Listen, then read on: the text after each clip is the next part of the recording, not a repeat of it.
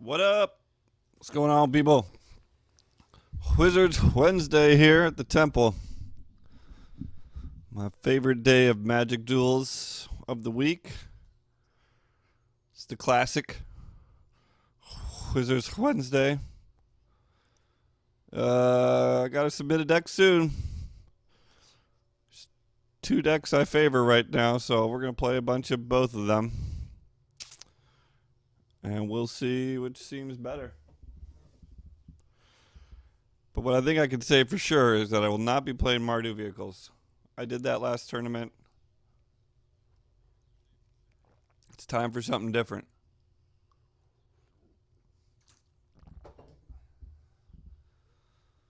So, without further ado, let's get in. I'm going to start with the Jund mid-range, and then we're going to play white-black zombies. And those are the two I might be testing. If anyone comes up with any good ideas for what another deck might be, let me know. Black-white good stuff. Black-green delirium are all possible stuff. But just going to have to see how testing goes today. I guess I should keep track of my record.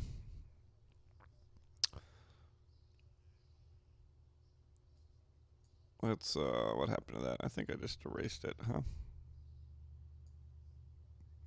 Oh, I'm in the wrong scene. All right.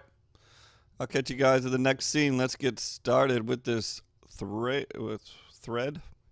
stream. See ya. Pew! Okay. Quick little chat capture here, and we'll be on our way.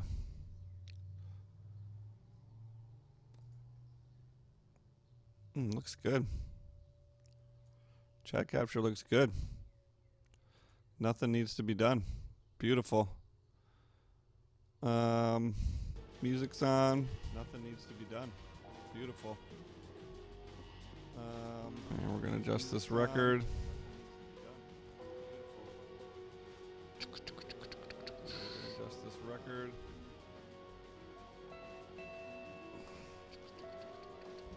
Jund.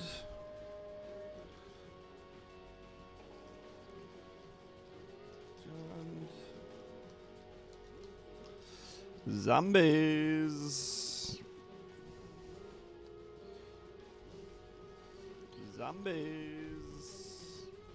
Seems fine.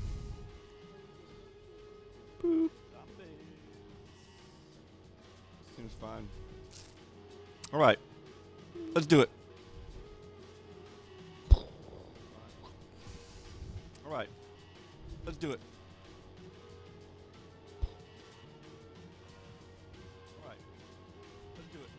Well, I need to... Oh, this is going to screw up everything? Maybe not. Maybe we're still okay here.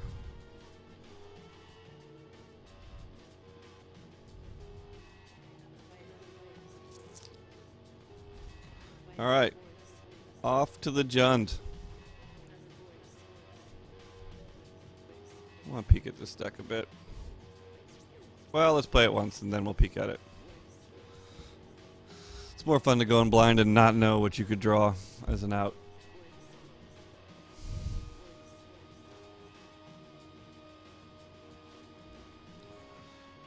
Or at least I'm going to tell myself that.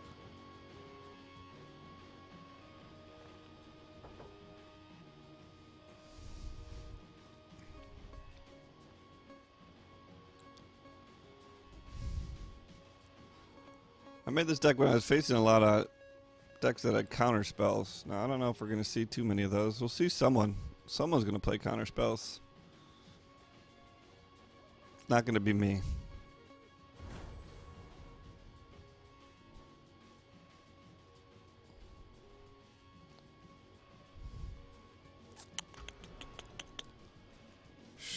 We really need another land here. All right.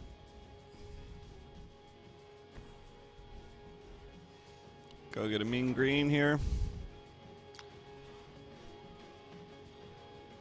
Someone was asking me how I felt about playing a ballista turn 2 for 1.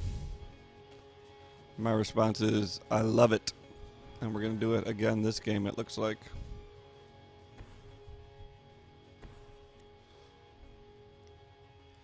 Okay. Good old Rex Sage. It's probably going to do some work for us this game.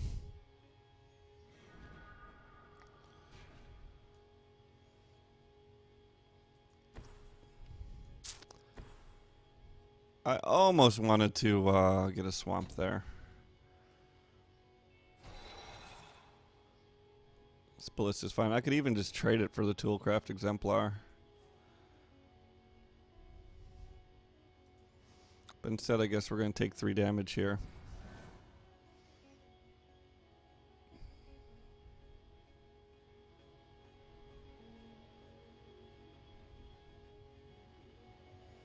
As if he's got a copter or a Heart of Kieran.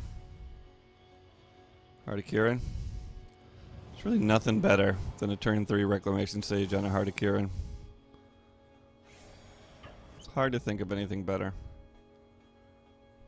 So I've been playing a lot of zombies, so I'm used to just full out aggroing. Might be better against this deck just to keep damage down to a minimum and then hope to overrun him at the end.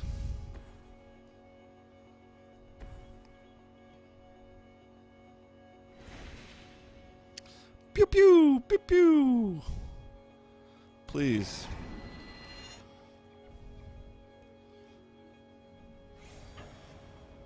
Like if we could 2-for-1 with the Reclamation Sage, that's how you beat Mardu vehicles.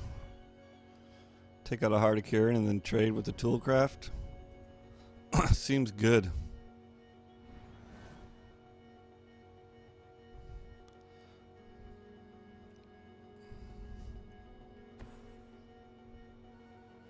He's probably going to go get a mountain. I assume he's not playing white-black vehicles, though he could be.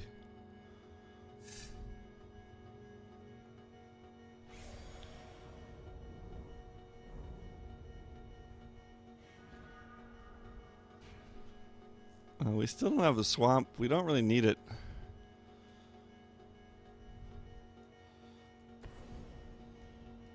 I'm going to swing in here and we can pump the ballista if that's what needs to be done.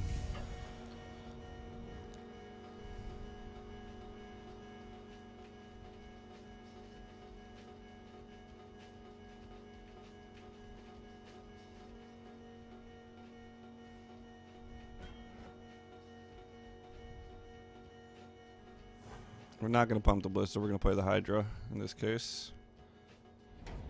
Then he will have 0 disintegration targets. We do need to play that Evolving Wild soon because we are flooding right now. We've pretty much reached the amount of lands we want to reach.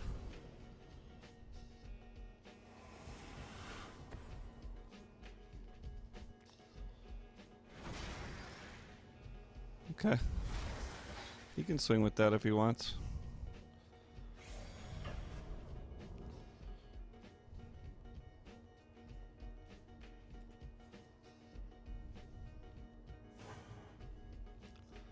This is going to do a lot of damage, though. We got to be careful here. I still think I should swing with everything. Boy, that's a lot of land. But, shoot.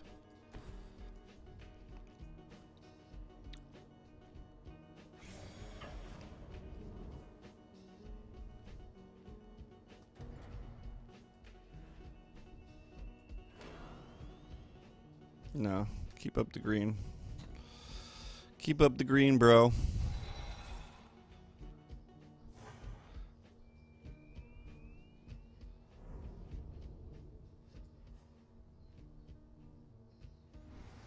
I really want him to go for a kill spell here. He could go for disintegration right now, which would be sweet. I think we'd blossom in defense over just sacking the ballista if he goes for the ballista. But I don't know for sure. Chandra.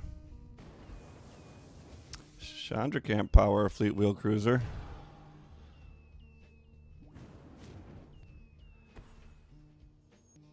Oh, but that homeboy can.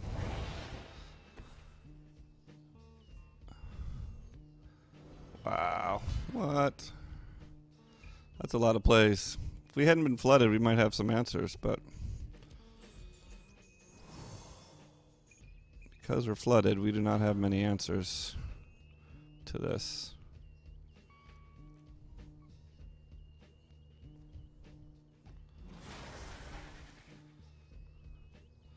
I don't know why he wouldn't crew with the veteran motorist to get the extra +1.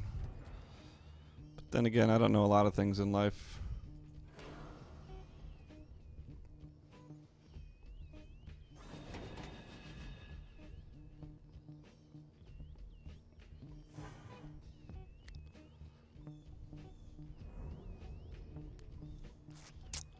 Well, we need something besides a land here. And that is pretty great. We'll keep up the Evolving Wilds, crack it on the Fleet Wheel Cruiser. Do we go for face? If we go for face, he goes down to 7. And then we have the win. But he can do 2. I think we can go face here. Pretty easy. And we can keep up, and we can pump.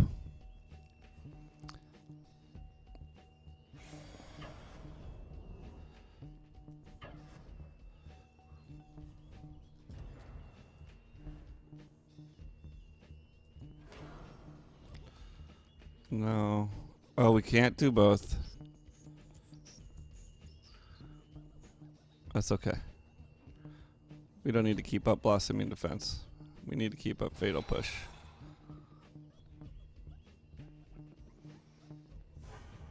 He did descry too, so that's a bit of a bummer.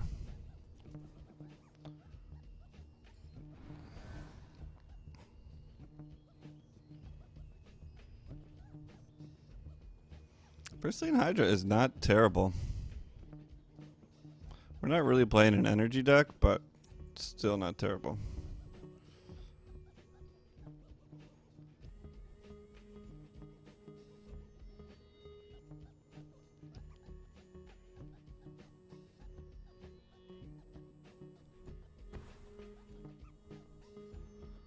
Okay.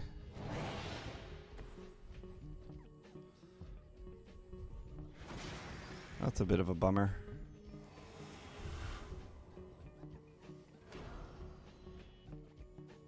Why are you doing that? There you go.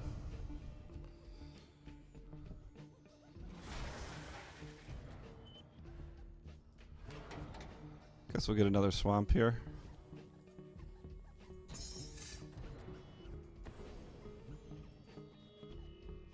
I should have let him swing. Should have let him swing.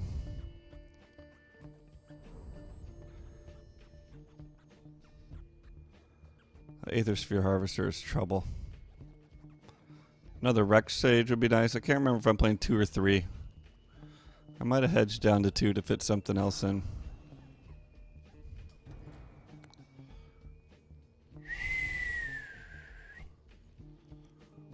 I guess we'll kill Chandra here then.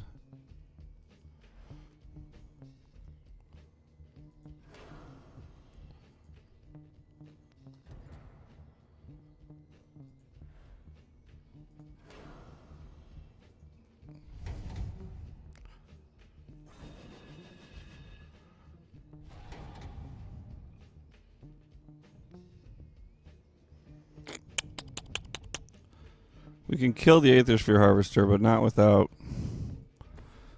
just too much land. Without him gaining 3 life to 9.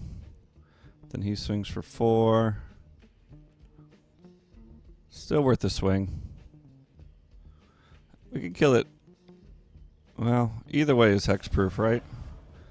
If I use the energy or if I use Blossoming Defense. What's up, Yitzhak? How you doing today? Welcome. Thanks for stopping through again. He just took it. Does he know something I don't know?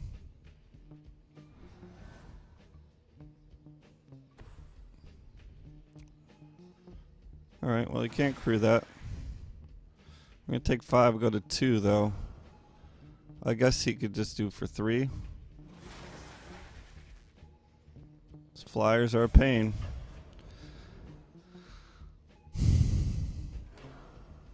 We can swing for 6 next turn.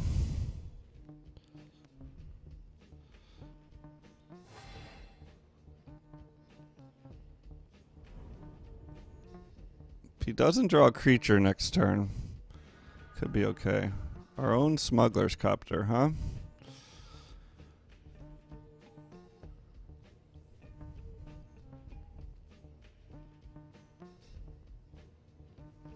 What does that do for us?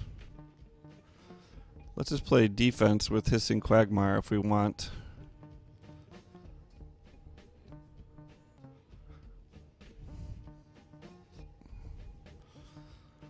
Well, I'm gonna swing.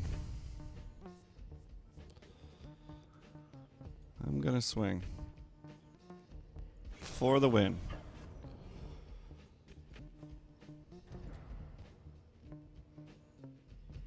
And we need 3 for Quagmire, 2 for Copter, and we still have 1 for Blossoming Defense, so we are going to use the energy here. Copter does not do him any good for drawing a card.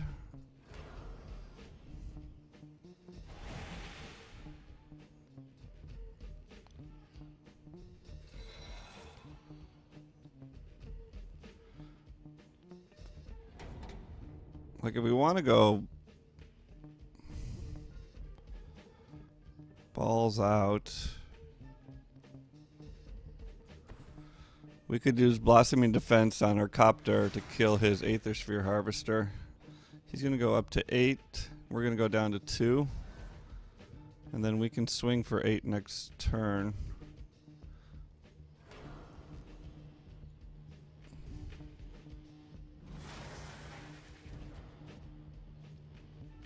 Or let's see what he does.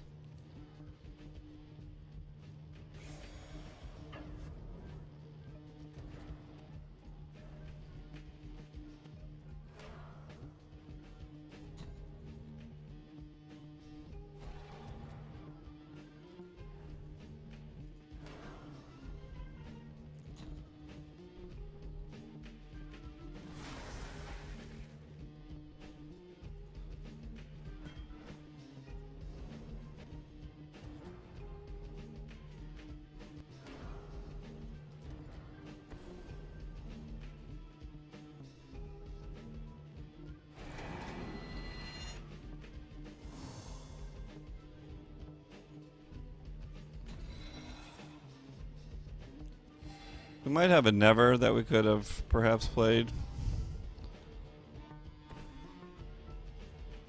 Still at 4, folks. He's got nothing in hand.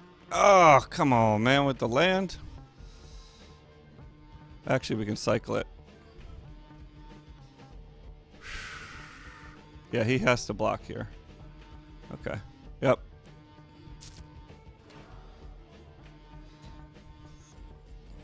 This seems good.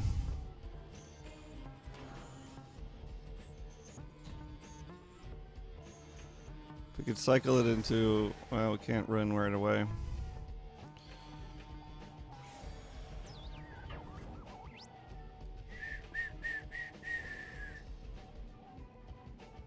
Oh, I love having lethal attack right now. And I love drawing that card. Safety net.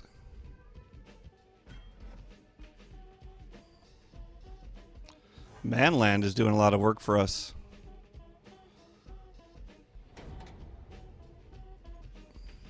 Manland is doing a lot of work for us. Disintegration would suck right now. We'd still survive, though. Actually, wouldn't even do damage.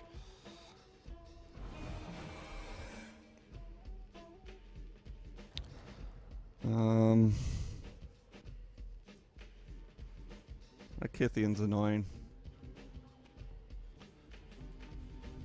Akithian's annoying. Wow, he's swinging, huh? Does he tap when he... Actually, we could do this now and then he won't have enough mana to go indestructible next turn.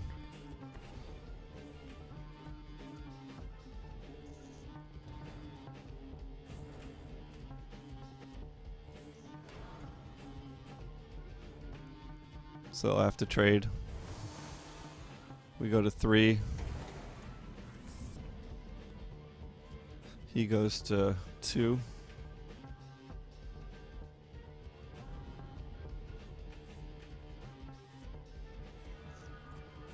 That's a pretty good card. And we got 1 energy left on Aether Hub, so we can get the full 6/6 out of this.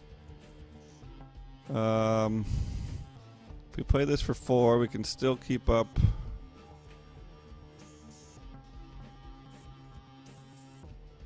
enough for Hissing Quagmire. So how do we do that? I guess we'll just play it for 3. Because the mana tapping issue is going to be too hard for me. Let's play it for 3. No, I need that Hissing Quagmire open. That looks good. Somehow it used an energy because it's the way life is.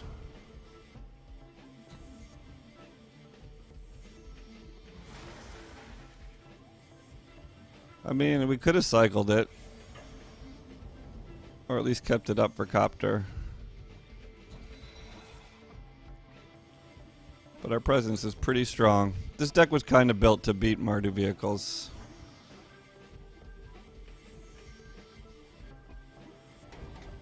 So, it's doing what it should be doing. He can't draw Artifact and Disintegration. Hissing Quagmire trades. Got him. Alright. That was nice.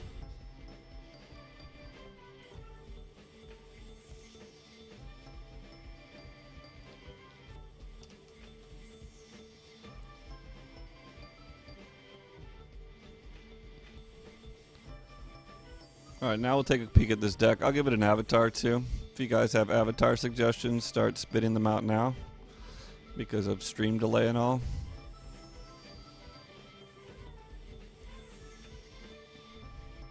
I'm wondering if I'm playing Radiant Flames. That is what I'm wondering.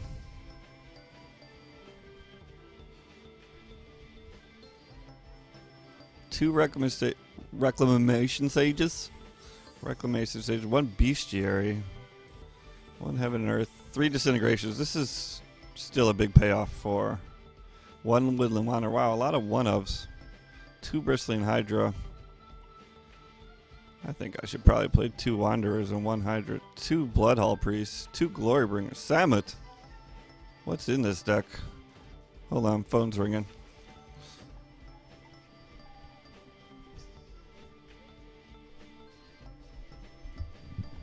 Garbage. Woodland Bellower to fetch a Reclamation Sage. So we're not playing Radiant Flames, and I'm wondering if main decking Radiant Flames would be the right thing to do.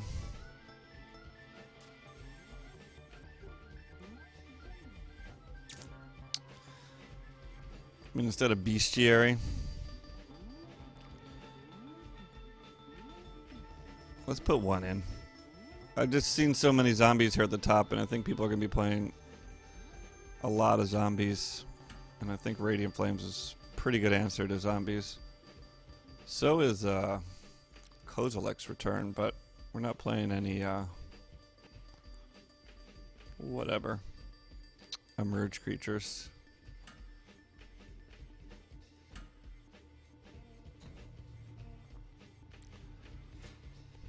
Is 1 enough? We are playing a Heaven and Earth too, which is kind of like Radiant Flames.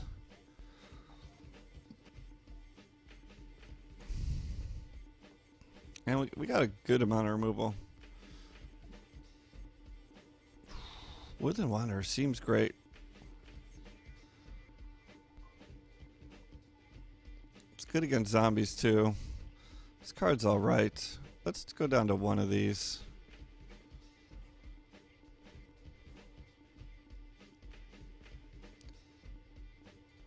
We'll stick with the Bestiary for now, but oops, we didn't dress up the deck.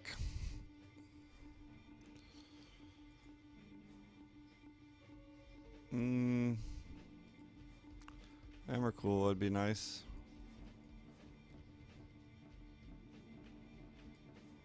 I like that lady.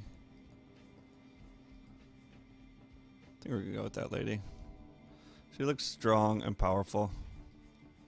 This is what we are.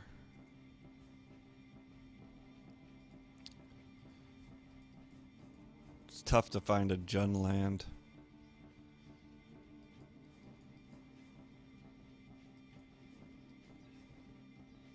Maybe this one. Let's go with the horns. Horns are... There's a lot of good card covers, but horns is definitely my favorite.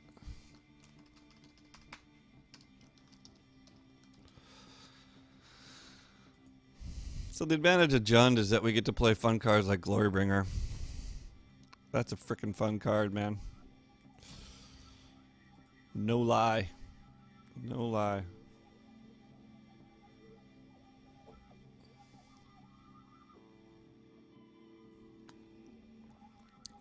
I like Heaven. I mean, Earth is definitely the payoff for that card, but Heaven is pretty good. Like, turn 4, you could take out a Smuggler's Copter at instant speed. It's not bad.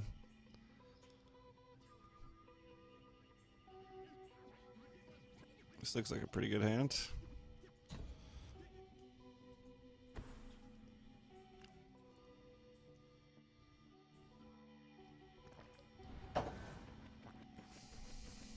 I haven't really ever used it very effectively, but I feel like that instant speed will be nice at some point in our lives.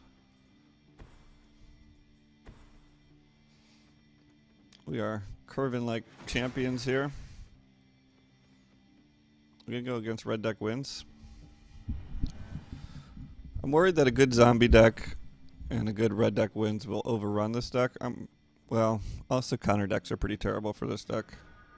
It's basically good against Mardu vehicles, and that's it.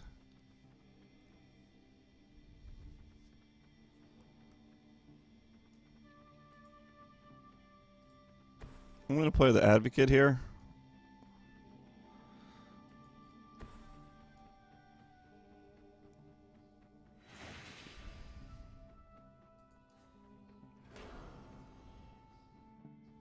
What do you guys think is better, Woodland Wanderer or Bristling Hydra? Knowing that the Woodland Wanderer is always 5/5 and sometimes with Aether Hubs a 6/6. It's definitely harder to kill, but we are running Blossoming Defense, so...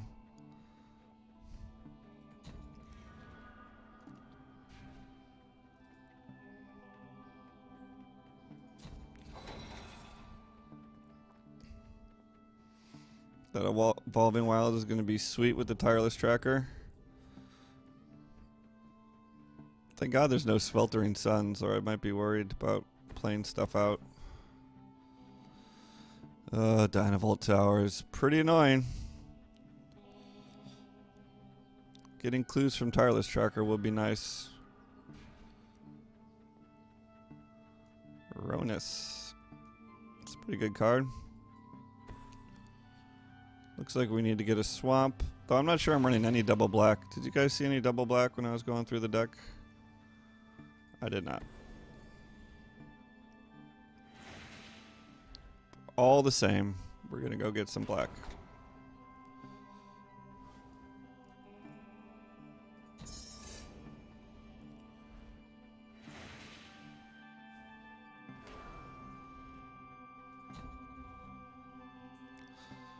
So Ronus is nice. He's indestructible. Bristling Hydra is pretty good with him.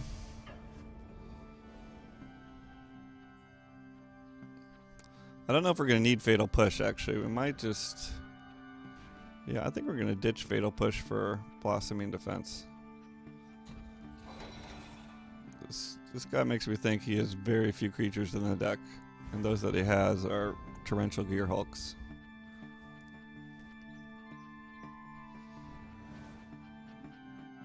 He's going to start burning, I assume, here. Unless he has a Displacement Wave, which would suck. Displacement Wave for 2 would be terrible. But this doesn't... These decks don't normally run Displacement Wave.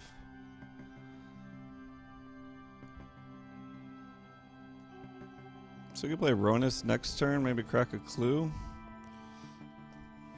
That's a bummer. That's a bummer. We didn't really need to get him back, though. It's not like that's a big loss. That's a good card in most cases. In our case, it seems to fall a bit short. Wouldn't that be a great card if this guy was going to plan on playing any creatures?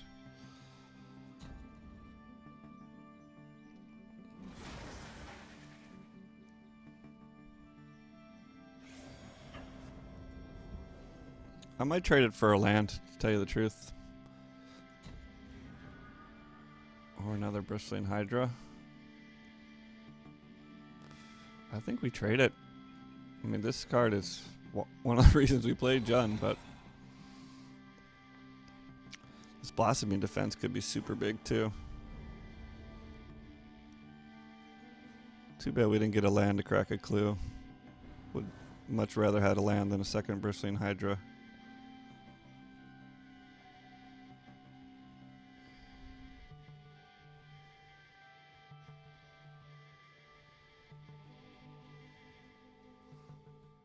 This deck hits hard. So this is a pretty aggro-y start for us. Yeah, this deck hits too hard. Okay. Another one in the books. Fast one.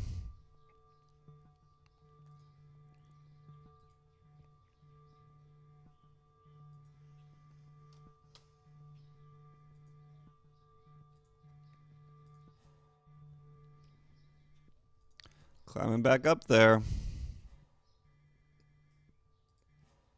What's 40? Uncrop Champion? Is that who the avatar is for 40? I didn't recognize it right away, but now that I'm thinking about it again, I feel like that was the avatar.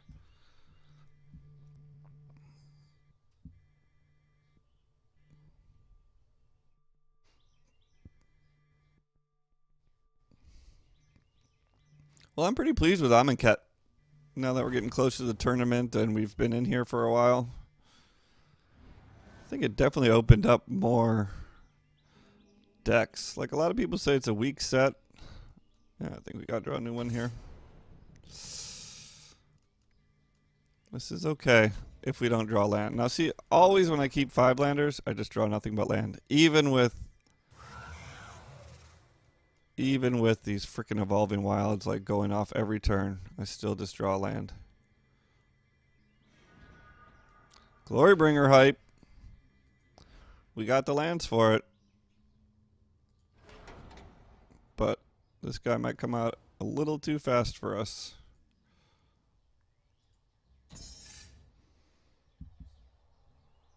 And I don't know if he's going to play any artifacts. Actually, he could play Key to the City, which has been pretty annoying lately.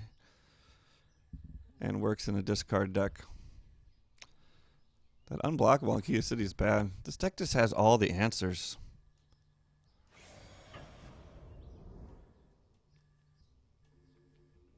That's why I like it. It doesn't have Gideon. Like, that's the only thing it's missing is Gideon. If it had all the answers plus Gideon,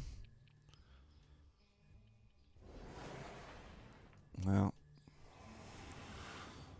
picking up a Smuggler's Copter or Heart of Kieran right now would be great.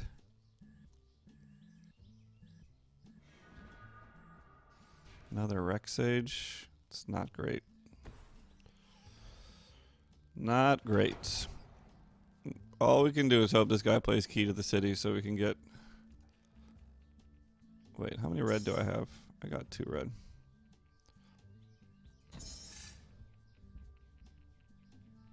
Here's where Woodland Wanderer is really good. He can stall out that board pretty nicely. We might just have to disintegrate anyway next turn. But I think we could play out Reclamation Sage and then... I don't know, Reclamation Sage can't block a damn thing. You really need to find a better card. A Fatal Push would be a better card.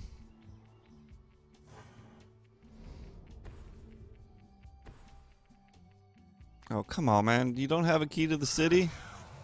Play the key. Play the key. Well, this is a good time for Radiant Flames. Scrounger gets us to Disintegration Land. So that's good. Can't block, which is a problem. Glorybringer also will kill something eventually, but I don't know if we're going to make it to eventually.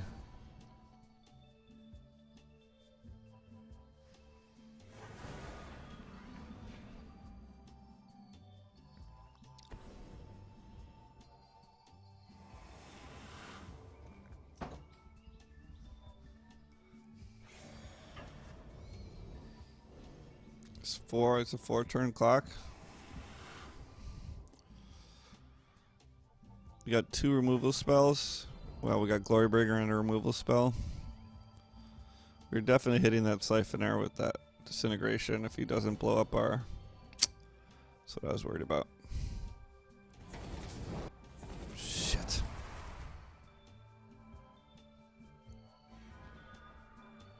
That's not good enough.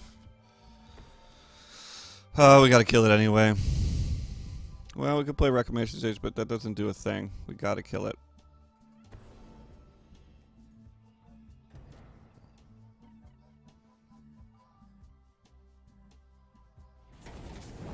That sucks. It's alright, we're mid-range. If we can survive, then we should win, right? That's how mid-range works.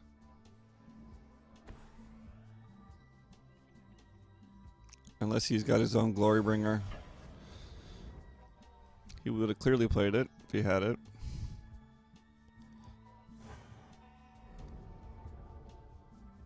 What does he have? Obnixilis? More removal.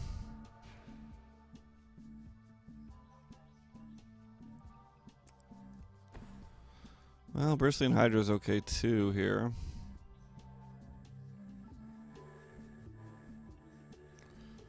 I feel like he wants to discard into Madness here. So let's play the Bristling Hydra, try to draw out something from him. Can you really kill it before we generate energy?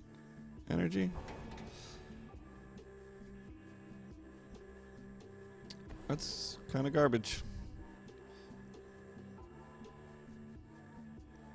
Well, the upside of that is he didn't go to the head. Hey, 3 energy.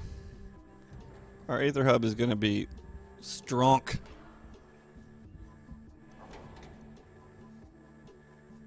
Silent Visitor.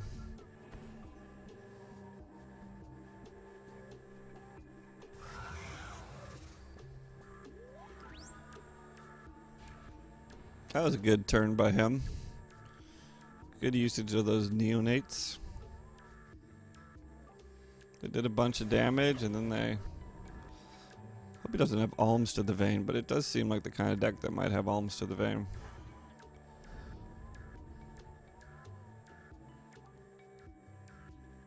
So he already played 2 Fiery Tempers. He has a Ribbons, which he can hit for 3 right now. Finally a target for Reclamation Sage.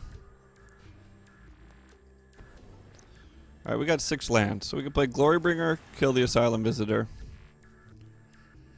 We could play Rec Sage, kill the Aether Sphere Hub, and play Copter. And trade with Asylum Visitor.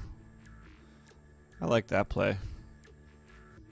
We'll save this Glorybringer for when the glory really needs to be brought.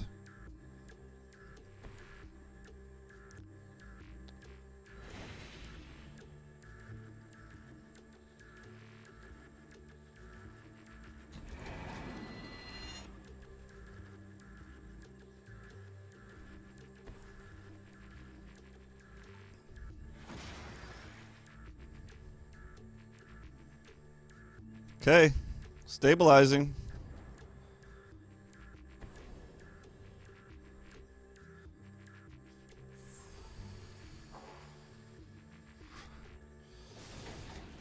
Ouch.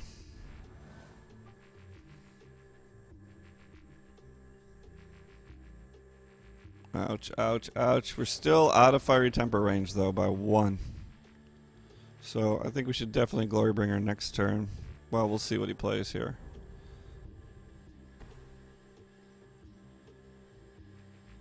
He's going to want to play it out for... is Ribbons enough? Ribbons is enough. Ugh. Well... Not sure we could have played that much better.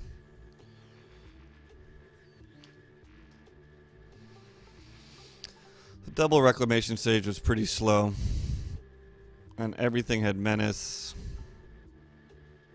And we couldn't find a sweeper. That was a tough game.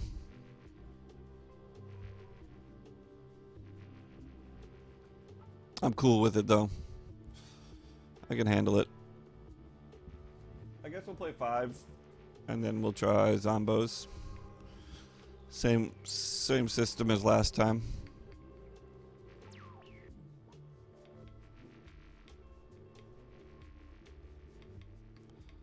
Boy, Radiant Flames would have helped in that game.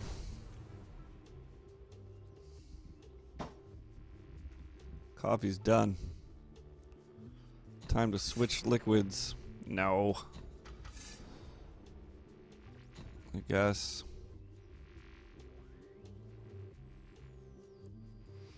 We're in big trouble here, folks. We had been getting some pretty nice opening hands. I think Bloodhall Priest is asking too much from this deck. I don't know how often we go down to 0 cards.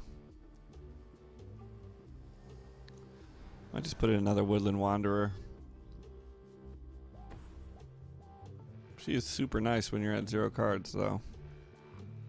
She's got Madness. I guess that's okay with the Copter. All right, 4-drop land. I get it. I get it. I have 4 drops in my deck. So this is like all of them, too. I'm missing 1 Hydra, and that's about it.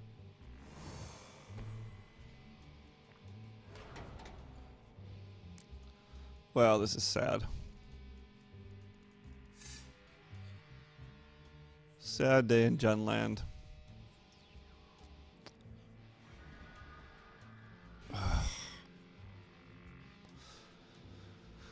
I really made this deck to do well against Mardu vehicles. Maybe I should be more worried about a deck that beats zombies.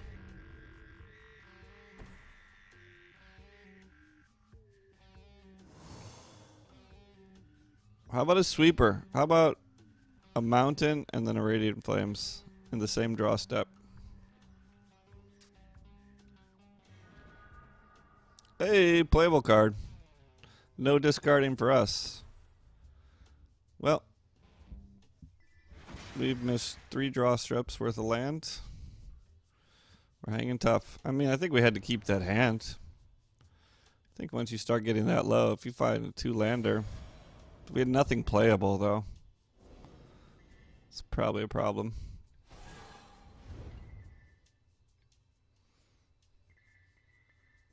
We're just going to be dead here if we don't.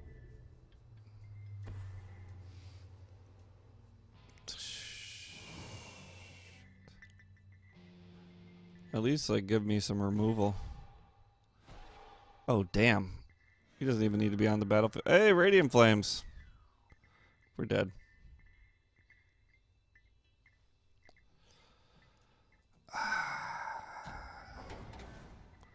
Damn you, Shuffler. 2 1-landers, a 2-lander, and then just nothing. Straight nothing.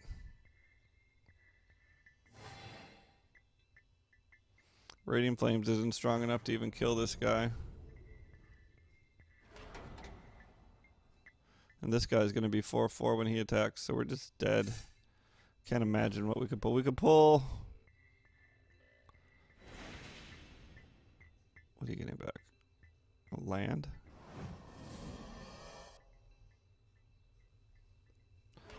I guess if if we go to land, we can Radiant untapped red land of some sort. We could play Radiant Flames, kill everything but this, go down to 2. No.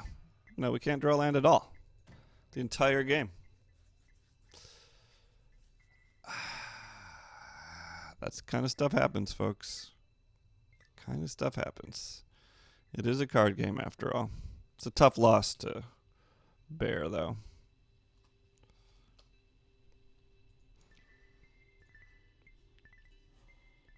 I'm not sure we could have played that hand any better, though. At least I'm confident we played that hand correctly. Smuggler's Copter and chill.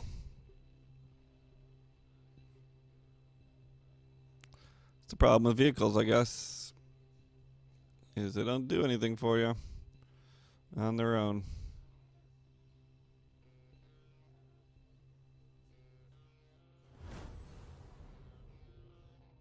Wow, that guy's name is insane. No? Keeping it. Look at that name. Triple square. Triple square. Is that 8 square? It's amazing.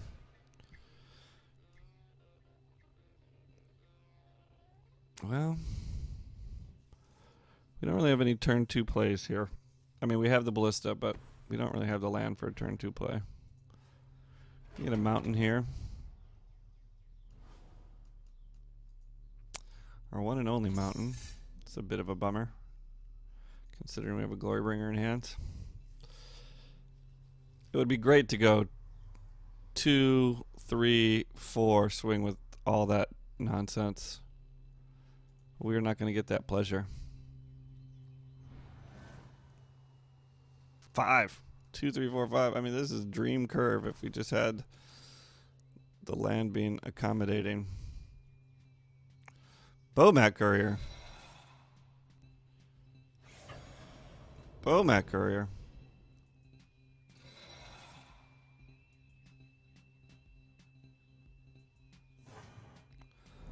Guess we'll go get a forest here. Oh, that's a pretty good card for us. Still can't curve out exactly here. I think I'd rather have a turn 3 play. And I'd also rather not draw land. So let's crack this.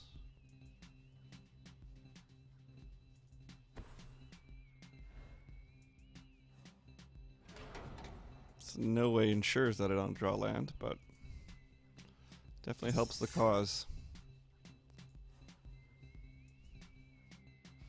We're going to have a hiccup there sometime. I guess we could have just kept drawing untapped lands and then we wouldn't have had a hiccup there, but I think turn 3 Ronus is pretty good. He can't do anything. He could cast out, but I'm not sure how many Marty decks are playing cast out.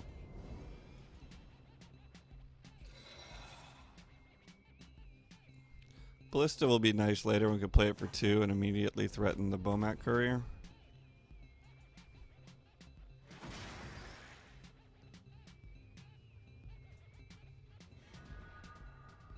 Samut.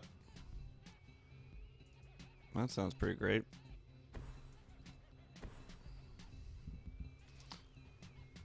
We're going to have to decide between playing Samut and Glorybringer. I like those kind of decisions. This card has barely been tested.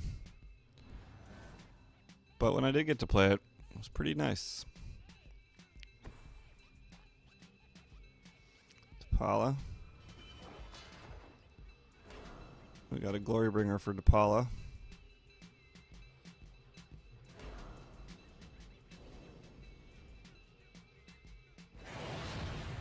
This guy's doing what Mardu vehicles do.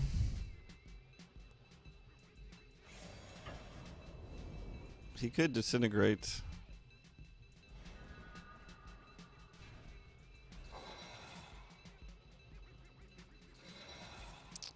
He could have a disintegrate, which will suck for a Wanderer and will take a lot of damage. And then I think we'd have to play Glorybringer for the removal. Stop drawing lands, please. Can't even play Glorybringer next turn.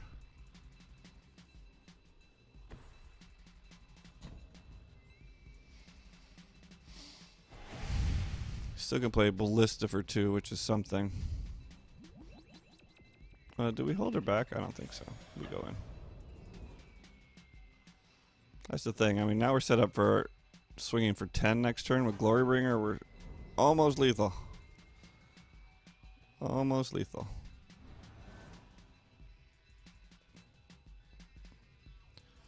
Can't swing with any of his ground creatures. Disintegration, of course. Well, he's not disintegrating yet. So I guess he's going to look for one. Woodland Wanderer is nice because he's bigger than Harness Lightning. Seriously? Swinging with the Pala?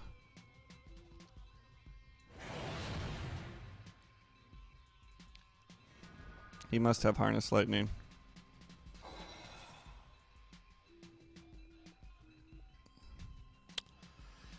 Is it still worth it to trade for Depala? If we take 7, we're in big trouble. We're down to 6. I don't think it is. Oh, but we don't have Glorybringer next turn.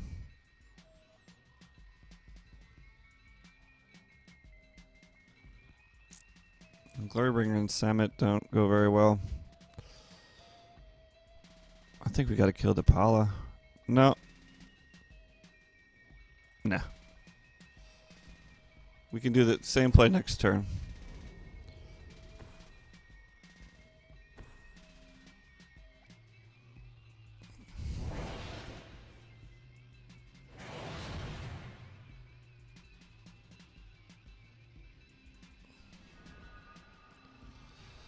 Serpapod. Serpapod is not good enough here.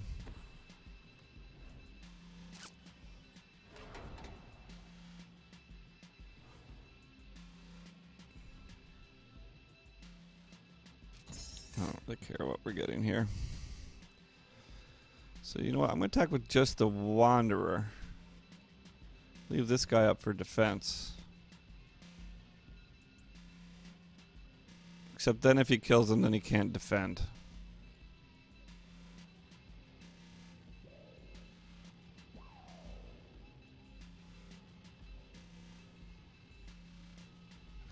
Play him for 10. Keep up Serpapod. I like Ballista though to take out those 2 little Bojangles. He can still pump the Copter for... He can pump the Copter to 6. So I think we have to kill Pia actually here with Ballista.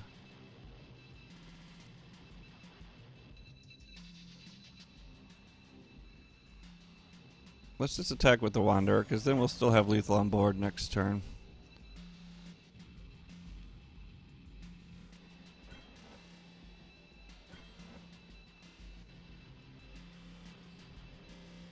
This is great. Oh, that's what he's playing.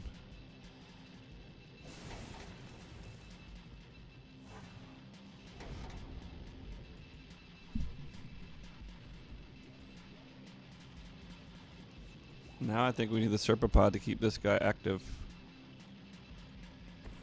And hope that he doesn't have disintegration. That's all we can do. We didn't draw like any removal. And we couldn't get the Glorybringer on turn 5.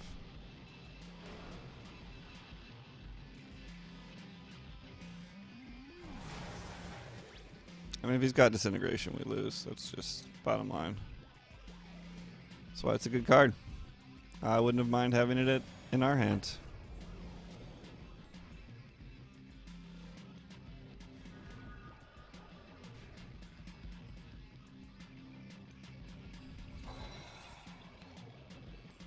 But I think we could win here with Glorybringer. It's true that he has no removal. Glorybring Depala. He can't block with Scrounger. As long as he doesn't have Harness Lightning, which he should have cast. I would have thought. I guess if he drew it off the copter, he might have not cast it because it was too late.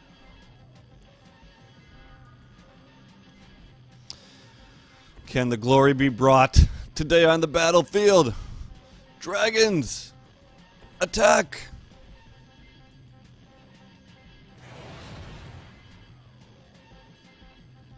Charge!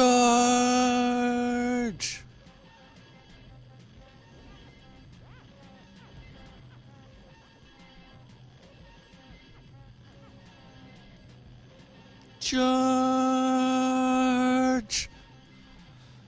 Ah! No!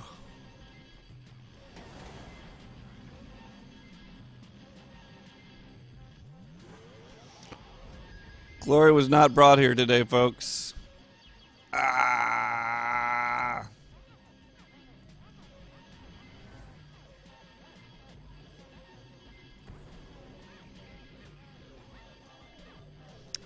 That guy. 4 lands. Get out of here. Had he drawn 1 more land, we probably would have won the game. Well, I guess 2 more lands.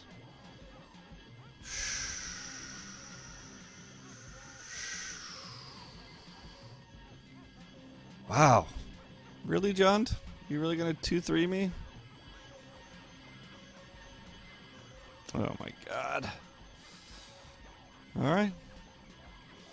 Fair enough. Numbers don't lie.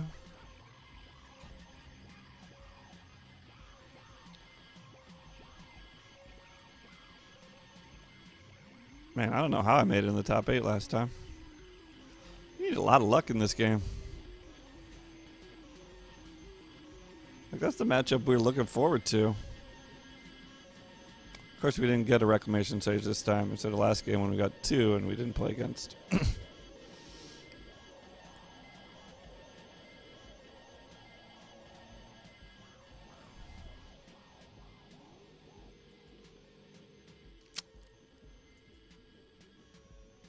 Our land just came out a little cruddy.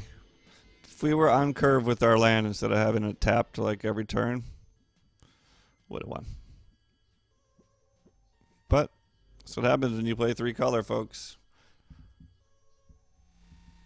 That's what happens when you play 3 color and you play man lands. Sometimes you lose.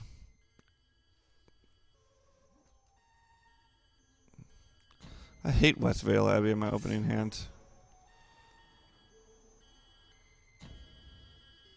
God, this is a bunch of tap land again. Even in 2 color, I can't even get a nice curve. And we still have West Vale Abbey out. Win. That's a win.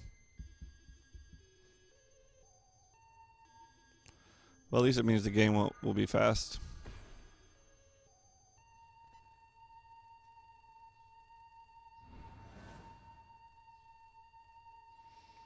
I think we're going to go Scrounger here. Scrounger is just more damage. Well, I don't know how much we have to worry about that guy.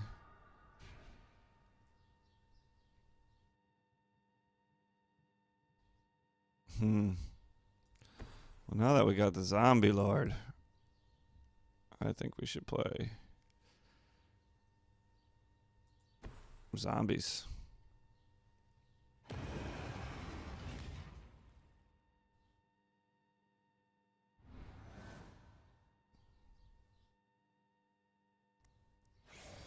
Gaining 1 life off each zombie is no joke against White Weenie.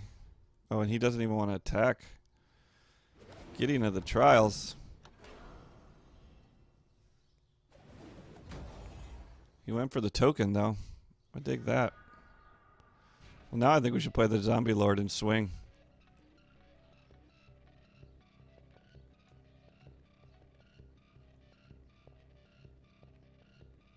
Let's do that.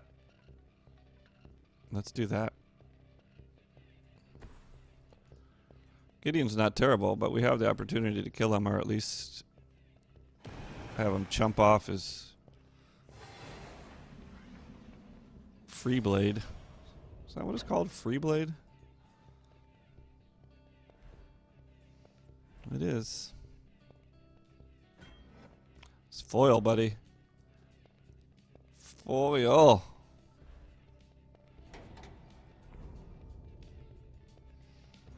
I mean, we're going to win the damage race between one getting into the trials and all these zombies.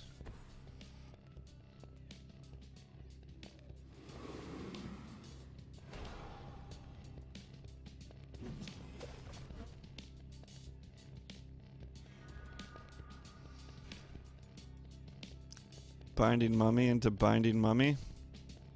We can only play one. But next turn we'll be able to tap down his whole board.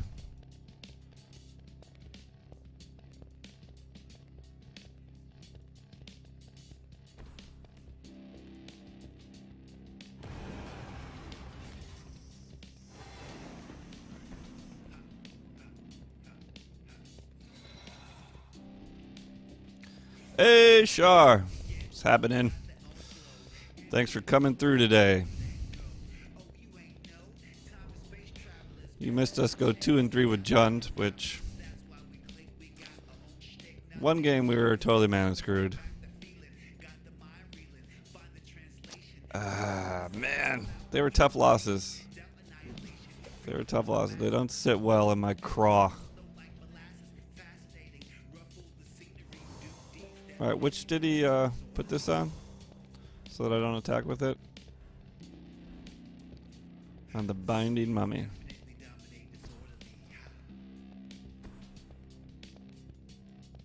Always watching, eh? Are you always watching?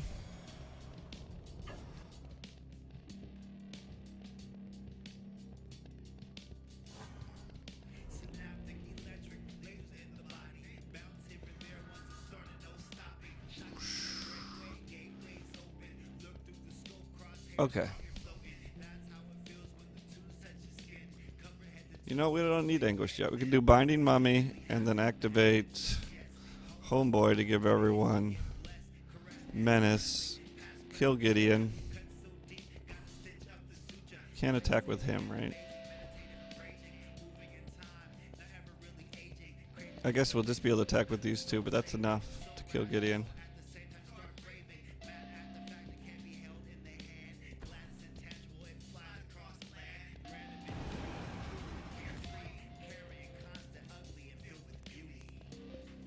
It doesn't matter which one we tap, right? Doesn't matter.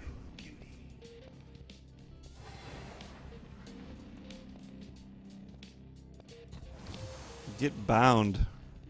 We could play another Scrounger, but I think it's better to kill Gideon. Oh, wait, we can't attack with... I forgot that it tapped.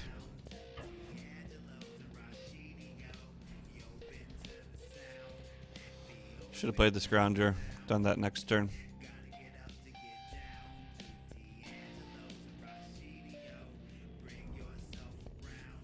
We do have to kill him, because even if we got his life to 0, he's got the emblem.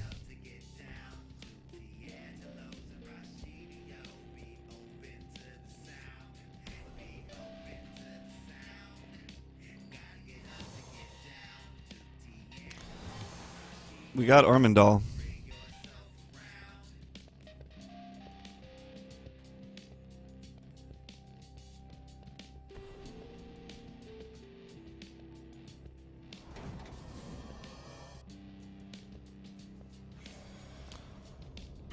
Seth Cost Dragon. Yeah, we're not doing anything here. Why do I have a clue? We got deck stoned.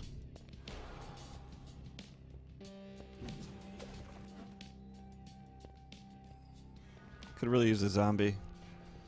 That is certainly a zombie.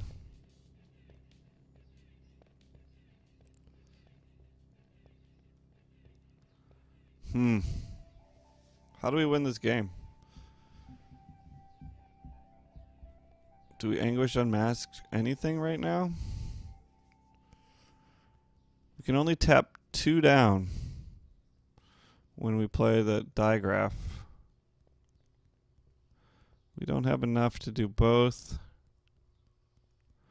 Gideon's getting annoying. I'm wondering if we should just... No, you know what? We're just going to play the digraph. Fill the board.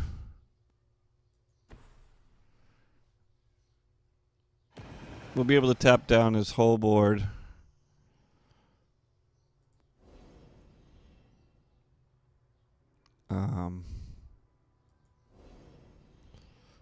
If we can play a zombie next turn.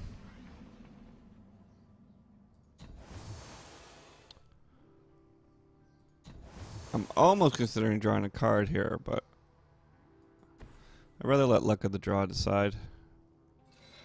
As well as the fact that most zombies we have cost very little. So we can draw a clue and get a zombie. Or we could just Ormondal. But we do have to worry about cast out and decoration in stone. And Ormondal did not work out very well for us last game.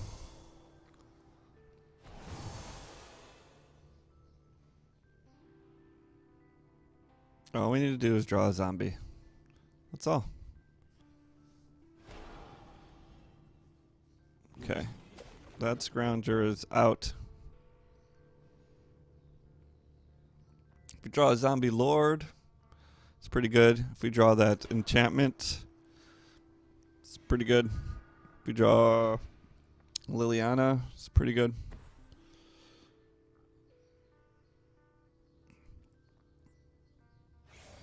I mean, we're pretty much lethal right on board. We got 14.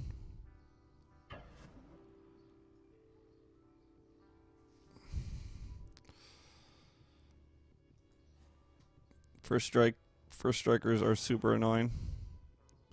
So is always watching, for that matter.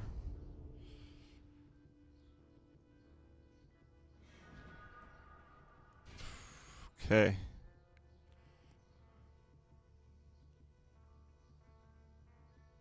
Let's play this guy. That's for sure.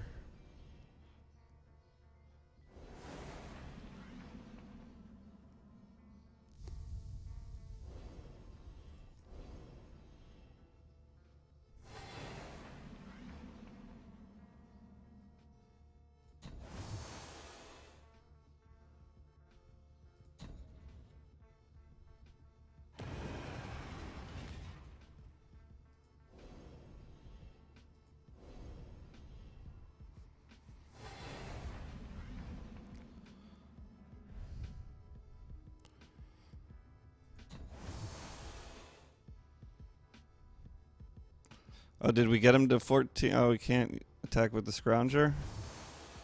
2, 4, 6, 8, 11.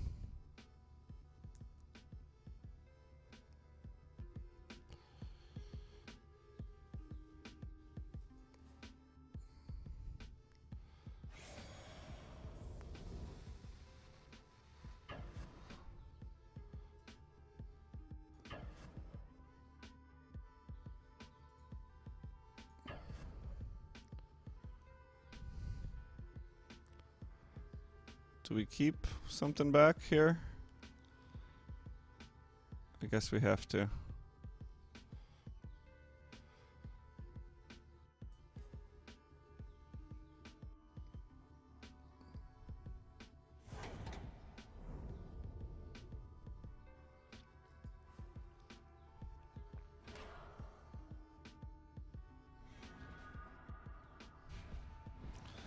Correct. Clue.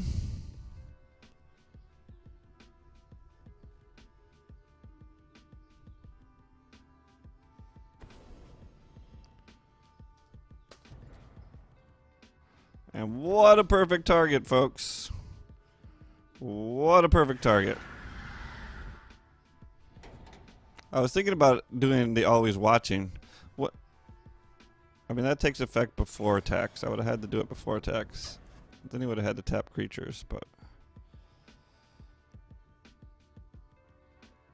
I don't think we need one Binding Mummy. Well...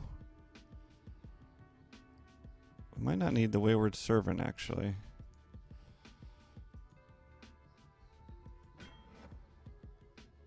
The Binding Mummy will get us... We'll make sure we tap pretty much everything down. Still think we're at 11 here, aren't we?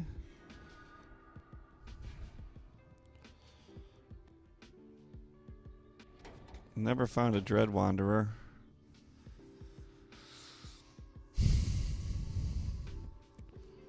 We can't Fatal Push an Ormondal. We can't even Ormondal. Let's crack this clue.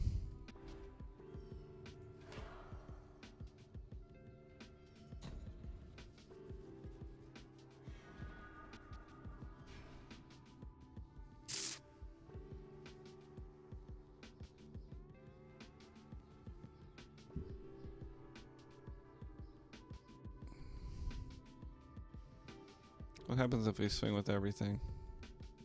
I think we lose, huh?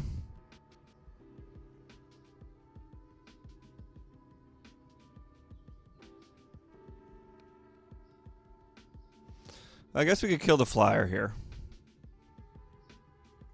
We'll do that.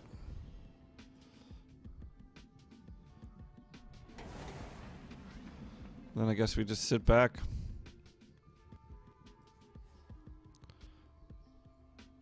We can get back Scrounger. That's pretty good.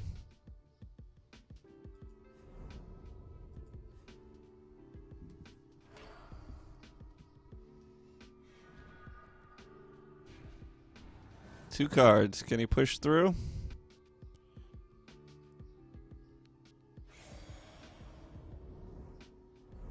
Boy, any zombie should win the game. Well, that kind of sucks. Still, we get to tap 6 creatures if we play a zombie.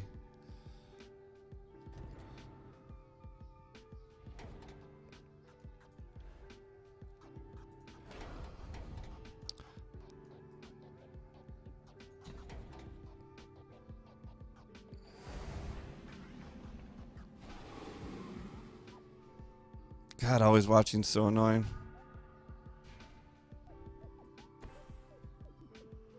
Well, now do we Ormondal here?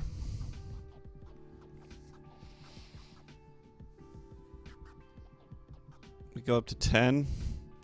We're left with 1, 2, 3, 4, 5. We're left with 2 blockers. I don't think it gets it done. Can we Ormondal and just not swing? I guess we could Ormondal and not swing, right? Then we eat whatever. So we could do that on his turn, can't we?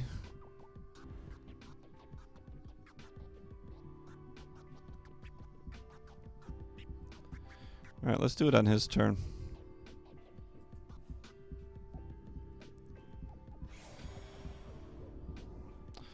So we're clearly going to sacrifice the 2 Scroungers. I guess I'm going to keep up Diregraph and Binding Mummy.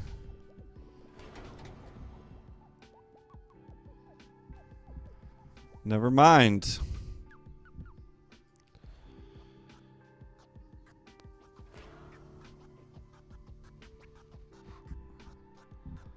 I think we're good. We're still okay.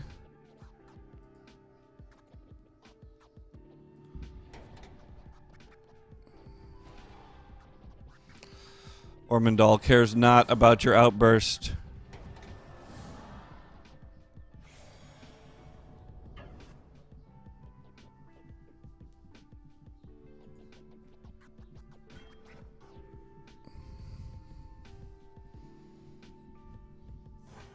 What? First strike? What? Because this is first strike.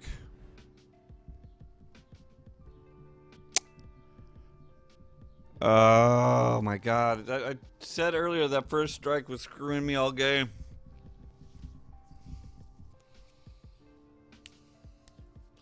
We did not get a lot of good draws at the end there. All we needed was 1 zombie and like 2 draws.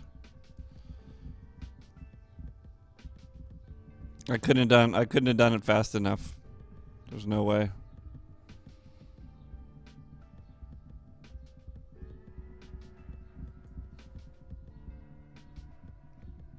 Yeah, well, it's pretty exciting. First strike. Holy moly, we got another loss. Seriously. I don't get it. I don't get it. We should be winning these games. It doesn't bode well for the tournament. And we got a losing record with all the decks we're playing. Man, we were close on that one, though.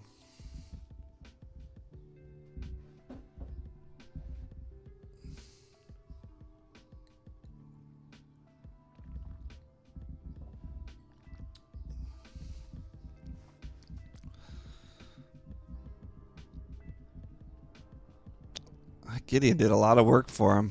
I still think Gideon's a trial is his man, but did a lot of work.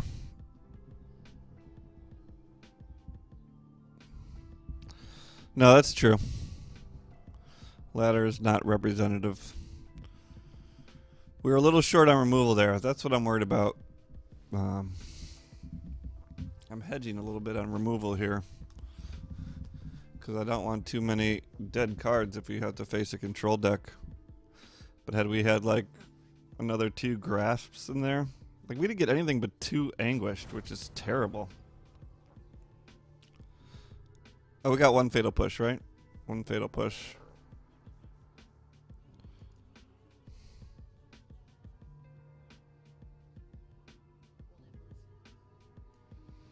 I don't like this opening hand.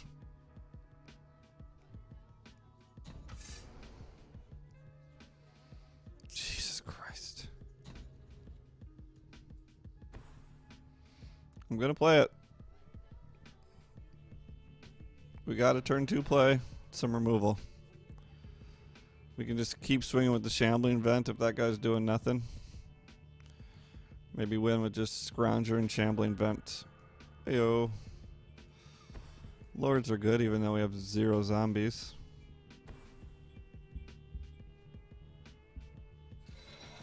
We could cut scrounger, but I just think its recursion is enough to make it a worthy include in this deck.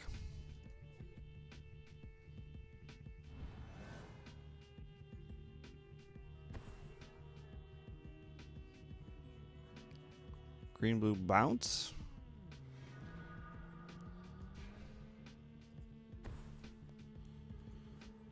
I don't think there's any reason to risk our Lord out there when it's not going to do anything. So let's do Scrounger again. Get to keep up Fatal Push, I guess. Possibility to use all our mana.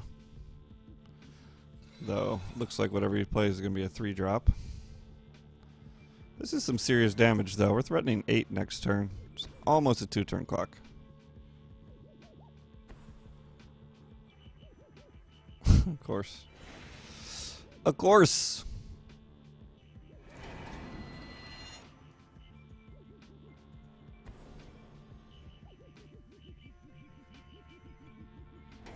How about a zombie off the top? Any zombie. Diagraph would be my top choice. Plague Belcher's okay.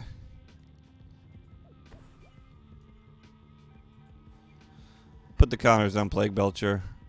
We don't have enough creatures in the graveyard to put it on Scrapyard, which is sometimes a very good play. But here I think we want to go a little wider.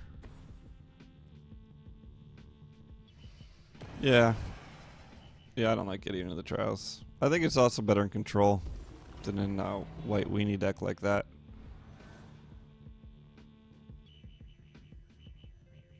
It's just that first strike was screwing us. The always watching first strike combo is rough. Even with, we had 3 binding mummies out there by the end.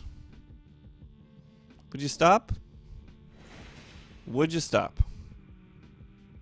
Why don't I ever get people playing like this when I had 2 reclamation sages in my hand? Luckily, of all the artifacts, he could be doing this too. They're most resilient. Let's just swing with both here. We really need to get a creature in. We really need to draw a creature.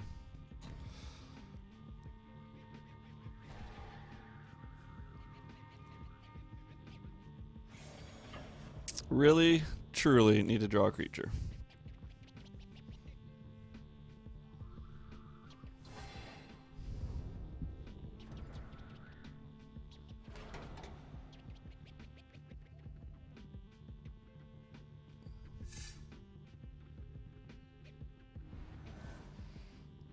Reflector Mage.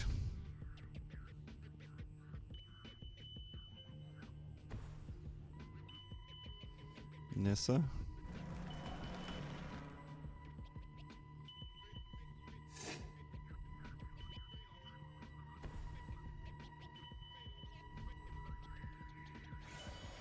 Might stabilize here, folks. We really need a creature.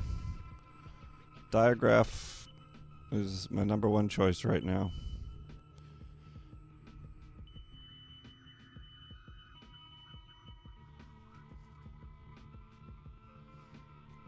Followed closely by Liliana's Mastery would be great. So we don't necessarily need a creature.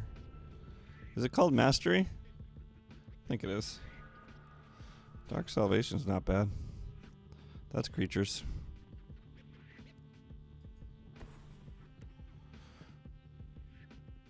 Let's do this for maximum. All right.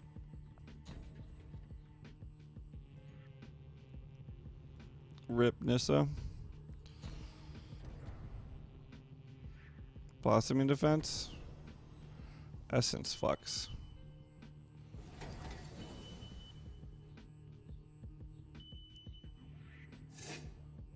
Find that hard to believe. I'm still swinging with this. A blink deck, eh?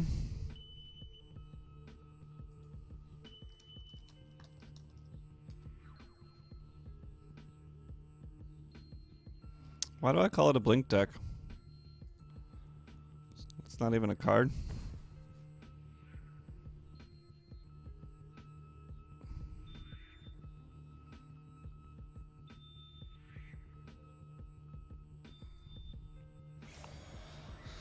So we could have Avacyn.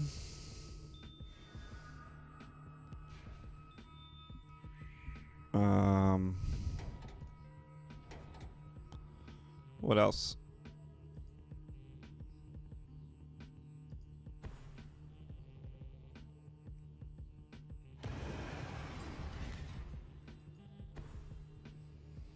Avacyn doesn't necessarily blow us out here. Spell Queller sucks. Spell Shrivel sucks.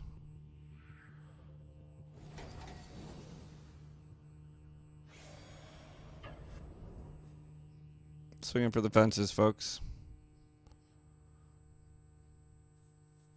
Swinging for lethal.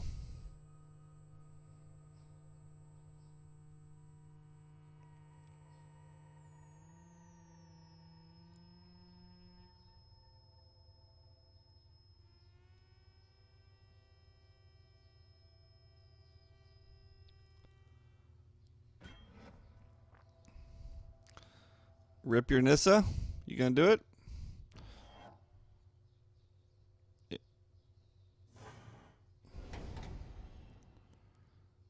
Oh, Plague Belcher. I always forget about that.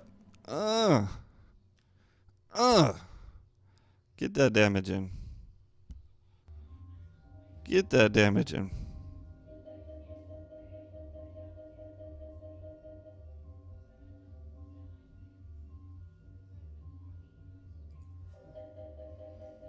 Yeah, I don't know. Flicker seems more right.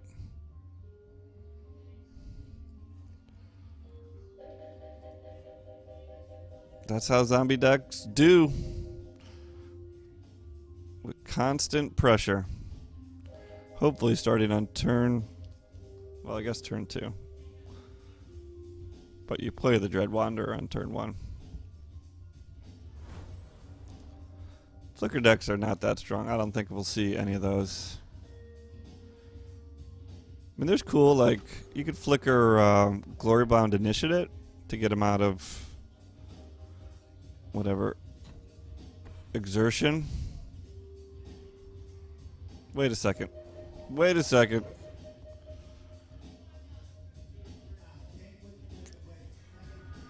Another zombie deck? Who would have thought it?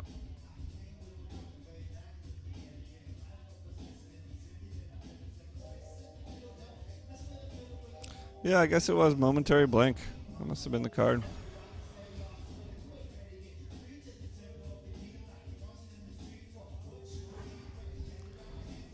Eldrazi Displacer's nice. Oh my god. Gideon. Remember what he does? He wins games.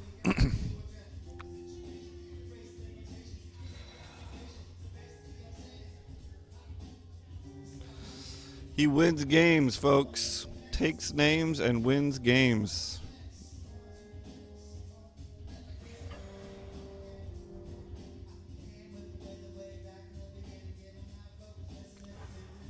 Double Planeswalker curve out.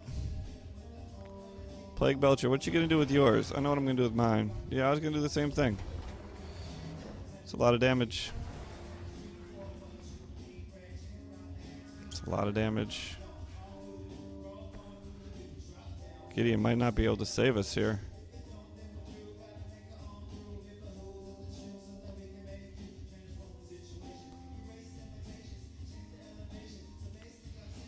I will definitely Dark Salvation for one to kill this guy.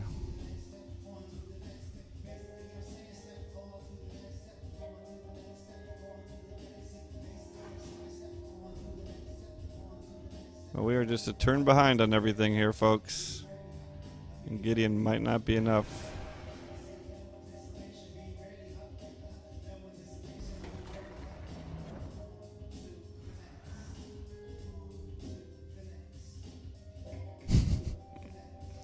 I think when Gideon goes in your hand, you should just be able to play like 3 2/2s on the board.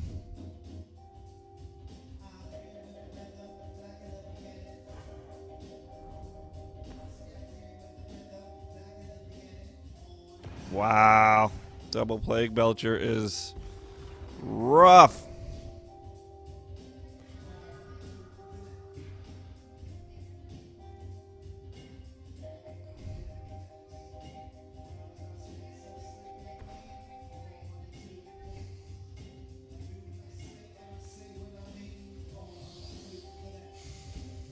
We got no good plays here.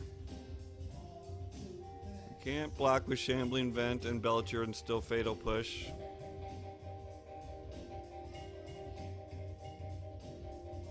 If he's got any kind of removal, he just gets through. We got no good plays. Wait, we can Dark Salvation for one, which will kill his Belcher and then give us 2 blockers. I think that's the best play, actually. And we keep up Fatal Push. Alright. Sorry, Gideon. You're not going to hit the board this turn.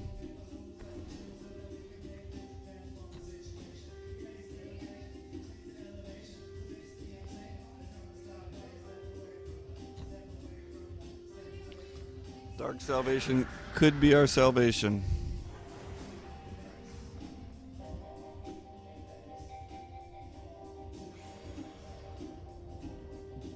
I think it's too ballsy to attack, and we kind of have the control hand. I mean, we got Planeswalkers and stuff.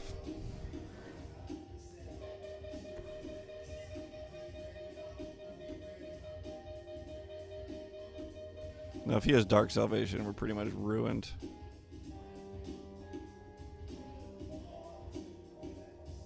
I don't know what he has.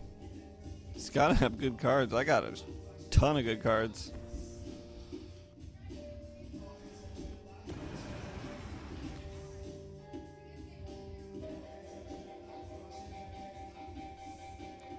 We're going to push the hell out of that guy. He can't have a Diagraph.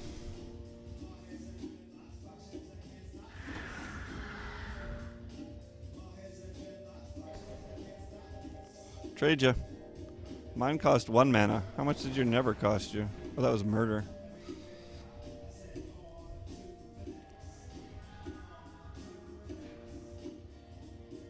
Alright. Play Gideon, keep up Fatal Push. Seems good. I think we can swing too.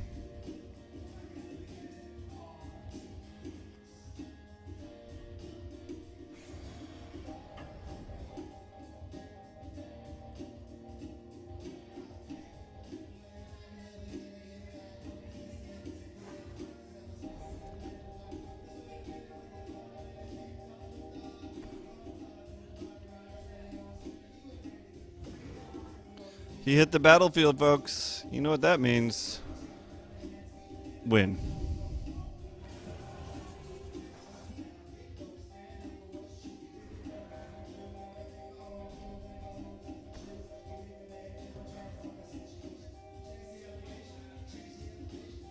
Alright, we can take a damage. We can take a damage.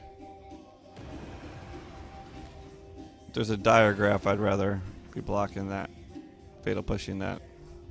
I don't know how we're going to fatal push it, but we'll get there. One problem at a time. Let's Dread Wanderer. Okay. Definitely don't want to take 2 here.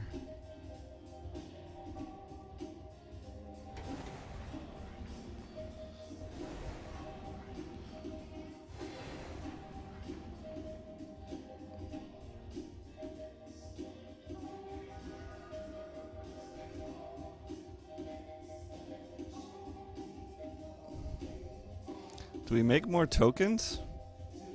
Do we just token out? Or do we swing?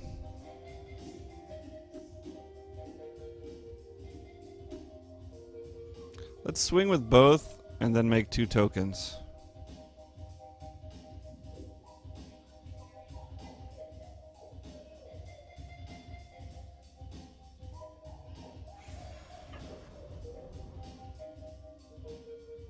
The plussing Gideon would be great. So then we could crack them. But we might just crack them anyway once we get where we need to be here. Once again, we got our little friend Ormondal. He's going to have a chance to get active here.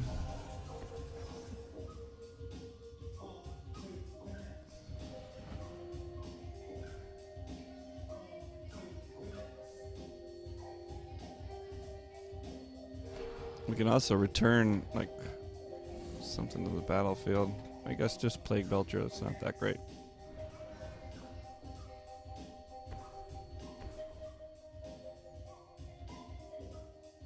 Liliana is not very good here.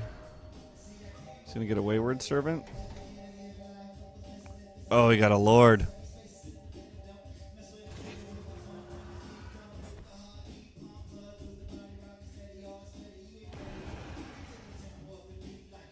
That was a nice flip to get that Lord.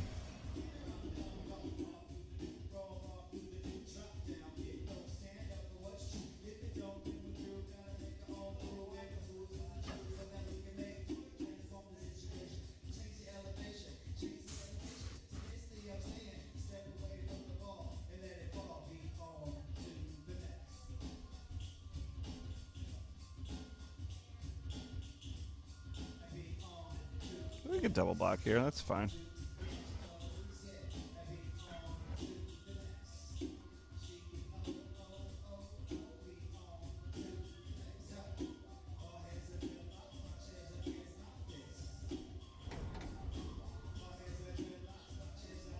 Maybe we should have gone with Ormondal. Holy moly, that's a good card. Holy God. Alright, well, let's start with this, look at our board state, and go from there.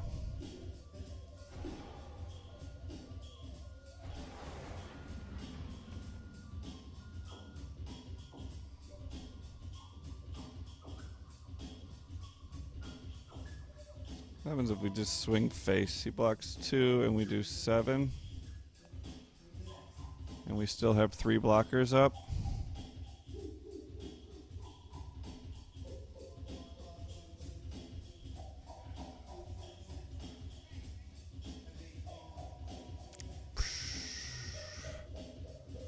I just don't know if I want to waste damage on Lily here.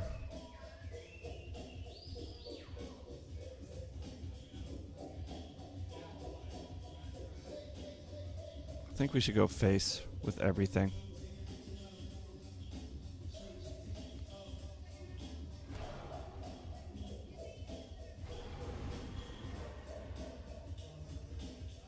We'll have 3 blockers up. Should be enough. I guess he gives menace. Maybe we'll keep 1 more knight back. And we'll certainly be presenting lethal next turn. I guess this guy just dies to a block, so let's just do that.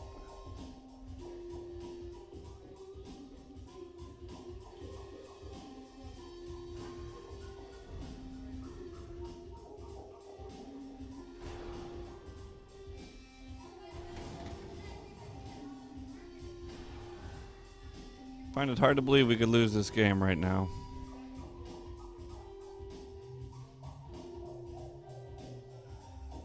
On 1 card. Okay, the Dread takes us to 5. He plays another creature that takes us to 4. Still can block everything.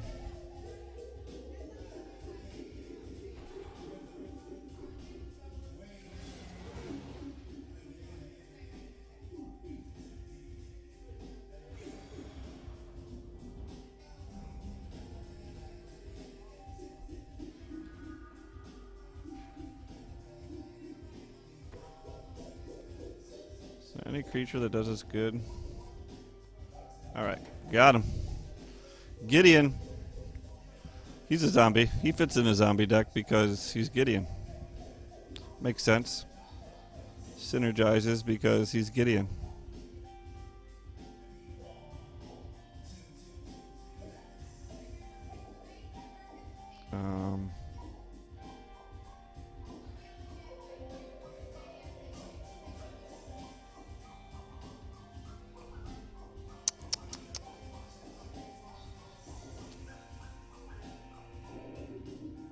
I think we're going to see a lot of zombie decks in this tourney, man. More zombie than Mardu. My guess is zombies will be the #1 deck. Then there'll be some mid-ranges.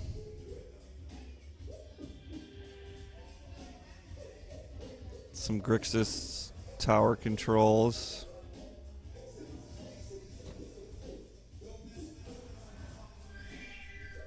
Opponent plays first. Outrageous. This is okay.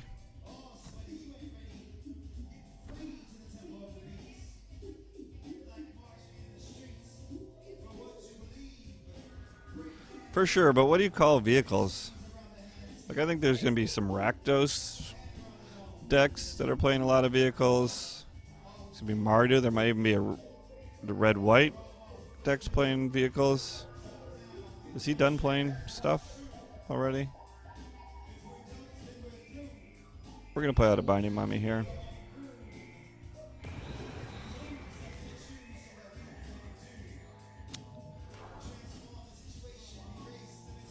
Well, that's a good use of hieroglyphics there.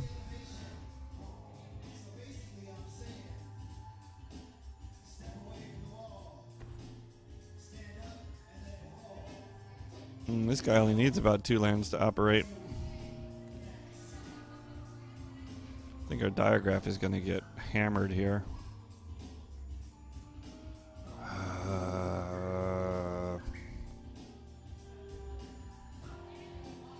If he gets killed before we even make a creature, it's worthless. If we could play Binding Mummy, and then if he kills a Binding Mummy, then at least he'll be a 3/3, which will keep him out of Magma Spray and Shock and all those other things. Twin Bolt.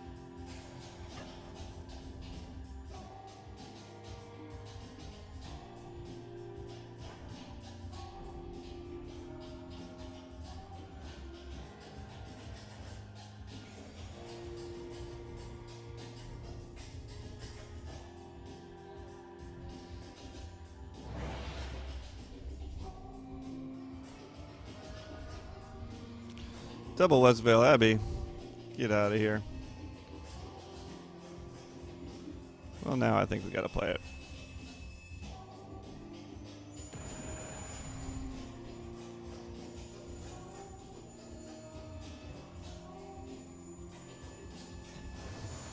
I mean, we could just push through with binding mummies at this point. We're gonna get to play this. Tap 4 creatures down next turn, as well as of 8 damage on the board. Then we could go Ormondal, folks. How did that card lose for us so much yesterday? That card is supposed to do is only supposed to win games, and yet it lost for us at least once, maybe twice. To be fair, I was warned against it, or that it was risky, I guess. I think this is better right here.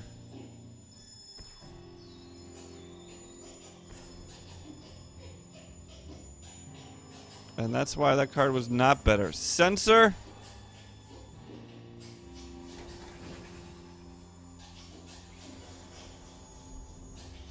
I was just thinking he had burn only. Just thinking he had burn only. Had we played Lord of the Cursed and Scrap Heap Scrounger, that would have worked out much better. Luckily, this dude is just too screwed on land. Luckily for us.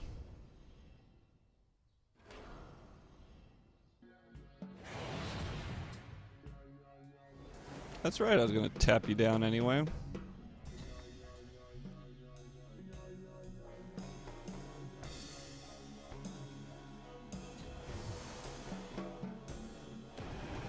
I don't know why the graveyard like tweaks sometimes.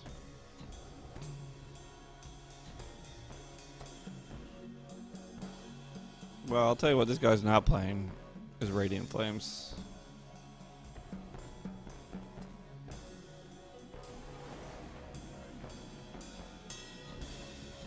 Binding mummies can be a little bit annoying sometimes.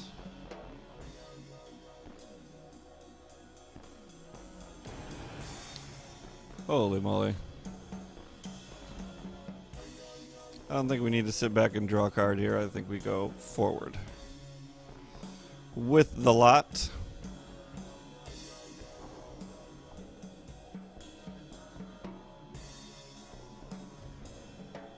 Well, now I kind of want to draw a card. Let's draw a card.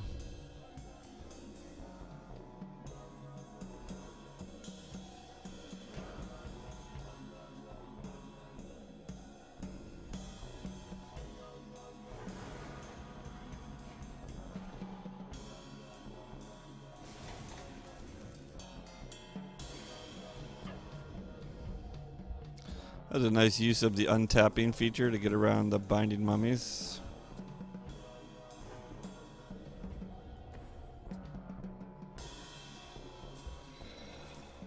Still feel pretty good about life right now. Well, I'm testing this Jund and Zombie deck today. They're my 2 top choices. Still got some secret decks.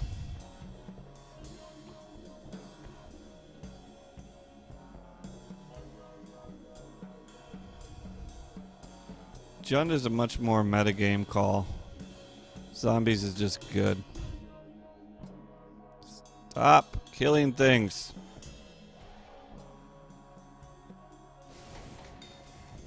I liked my Crypt Breaker. Now I'm pretty sure this guy has... Well, I was going to say 0 answers to...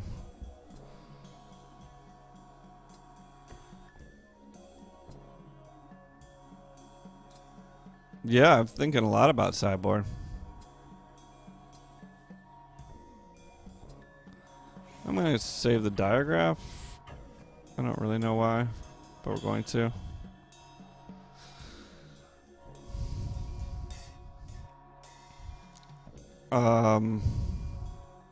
So, actually that reminds me, I've been meaning to check on this.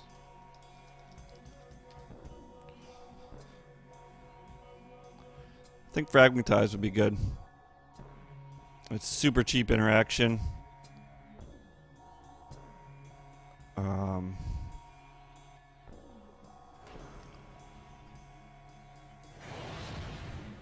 It'd be great against vehicles, I think. Oath of Liliana I'm considering, but I'm pretty sure I only have 2 planeswalkers. I guess I have 3, which is not enough. Fever Visions is not going to do it, sir. Computer, sir. We could do Binding Mummy, but I just don't want to deal with all those activations. Oh, I'm going to do it. Yeah. Yeah, that's why I wanted to check if it did enchantments too. I couldn't remember if it did enchantments. It also does Anointed Procession, Liliana's Mastery. There's a lot of strong enchantments. From Beyond. Like pretty much, oh, it doesn't do Liliana's Mastery, but it does do a hell of a lot of enchantments. So I'm thinking that. Yeah, no, I was incorrect there. Grasp. Think about putting in about however many grasps I can fit. I guess 3. So I think Grasp is good in the mirror match.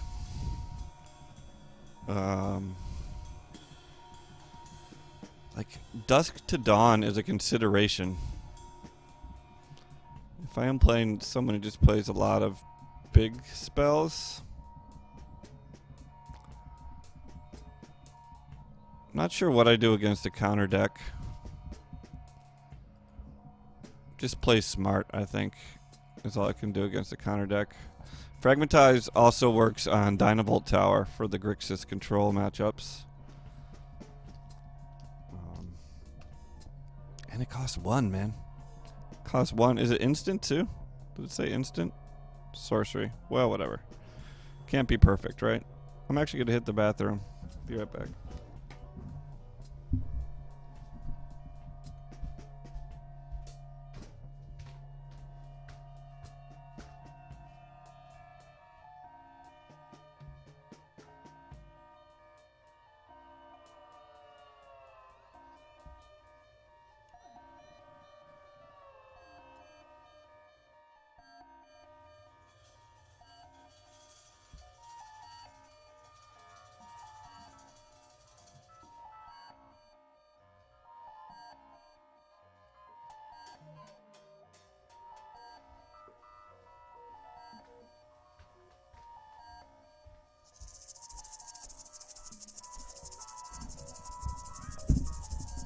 I like Sky Council's Flagship. I think that is great in the mirror. That thing can be just downright brutal. And if they're not packing, can't fragmentize it either. Alright, we got one more of this. Too bad Flagship's a 1-up. If I had 2, I'd put 2 in. I don't think any other vehicles are really worth putting in.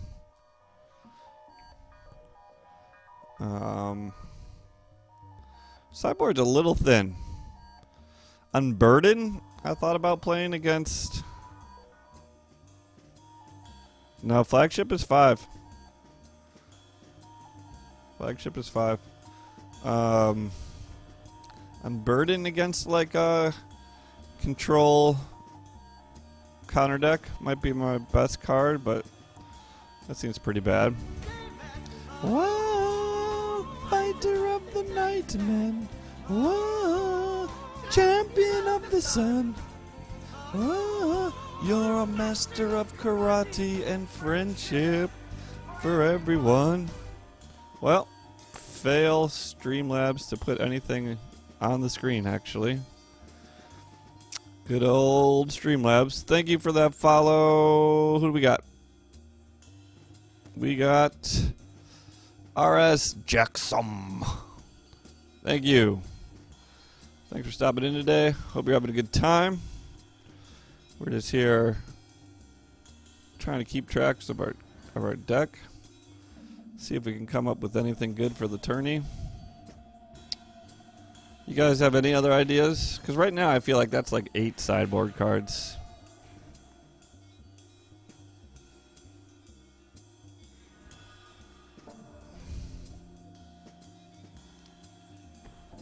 We've just been drawing a lot of removal here.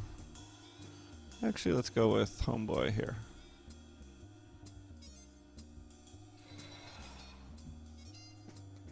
So against the mirror, I would probably put in Grasps and the Flagship. Not Fragmentize. Against vehicles, I put in probably Grasps and Fragmentize and not the Flagship. Though the Flagship wins games, but I could put in like the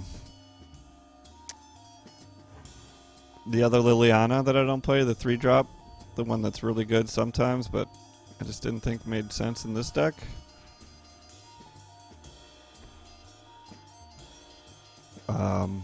She could be good against token decks.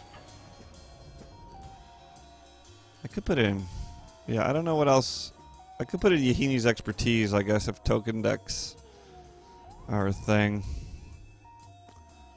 I really don't like sweepers, but it's a pretty good sweeper.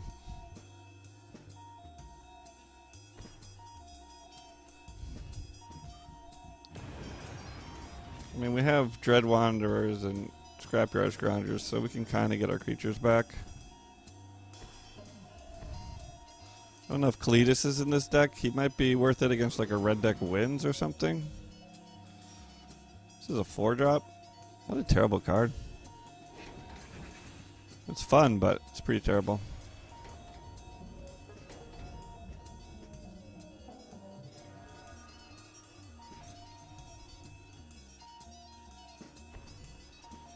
I think we're going to grasp it, though.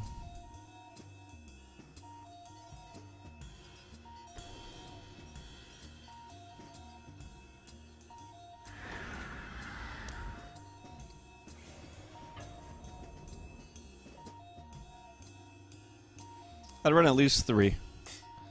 I have to see how my sideboard shapes up. Right now, I feel like I'm short on... Oh, I didn't mean to swing with everything.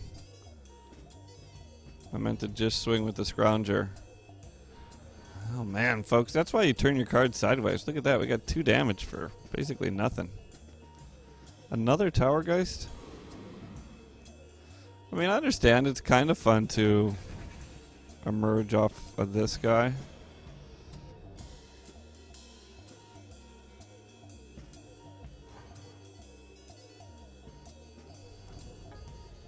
This turn's going to be ruthless. We're going to make 2 zombies, hit him with Wayward Servant. So I'm playing this Liliana, but the other one I might put in. That's actually a good call, Jackson. Thank you for showing up today and doing that. Now that card might be worth putting in the sideboard. Because... Oh, Never to Return. I would put 2 of those in. For sure. In case you're doing a full Planeswalker, oh my god, this turn's gonna hurt. I'm just trying to keep him off any big creature he can emerge off of. But I think if he draws a land next turn, he can even Deep Fiend off a Visionary.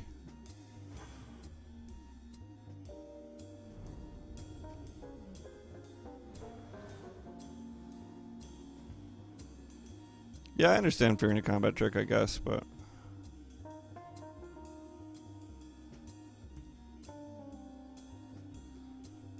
Yeah. I do think it's too slow generally, but if I'm playing a deck with a bunch of Planeswalkers, for sure, I want it in there. It also has, I guess Aftermath isn't so good, but... if I was a boss, I'd play a Nantuko Husk. That's what Sam Tuco reminds me of. It's a zombie. Like, it should almost be main deckable in this deck, but you don't really want to kill everything off.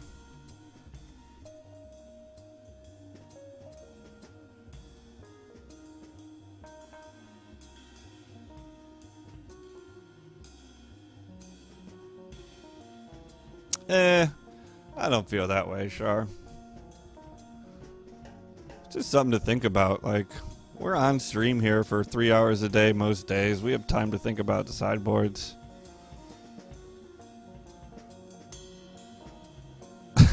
I agree, man. Husk decks are super fun. I don't know what I would sideboard a Huskin against, but they're super fun.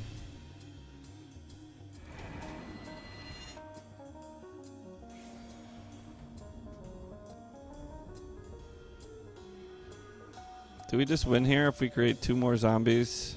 He goes to 3. No, he goes to 1.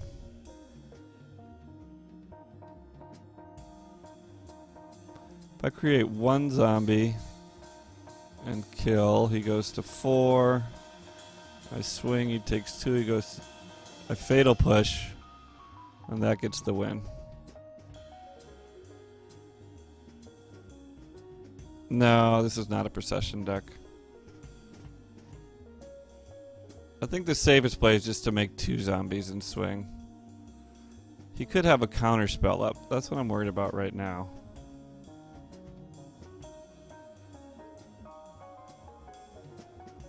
Let's play it this way. Liliana's the card I care about the least.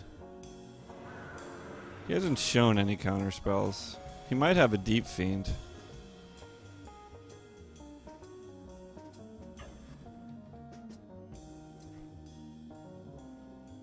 Yeah, I kind of like Wayward Servant. He's going to get us 2 more damage off that fatal push.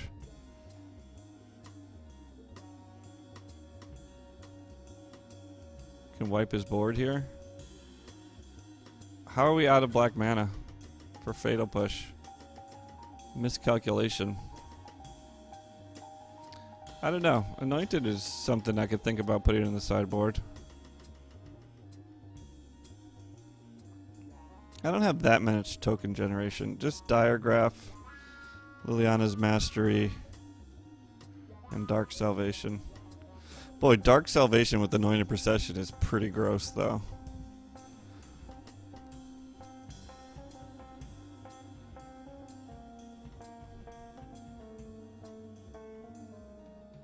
I don't know. That seems about it. 2 Never Return, 3 Fragmentize, 1 Flagship. I guess 2 more Grasps.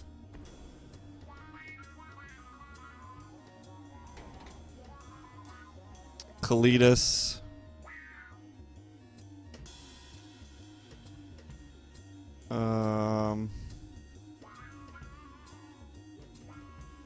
Still only at 9. 4 Fragmentize is 10. I still have 5 left. Other Liliana. It's 11. Did I count it 3 times? I think I did 3 Fragmentize. Let's do 4 Fragmentize, 2 Never to Return, Council Flagship, 2 Grasps.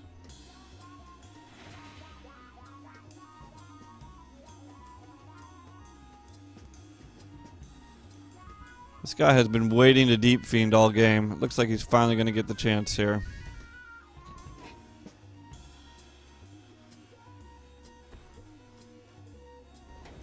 All he's got is a Lashweed. What does that even do? Puts it on the top of my deck.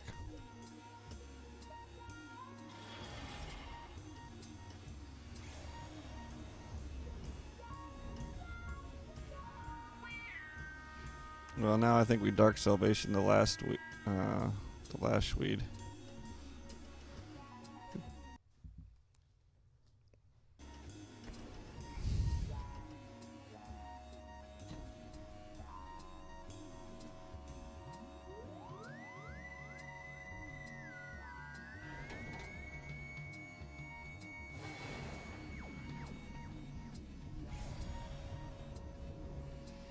All we have to do is play another zombie next turn.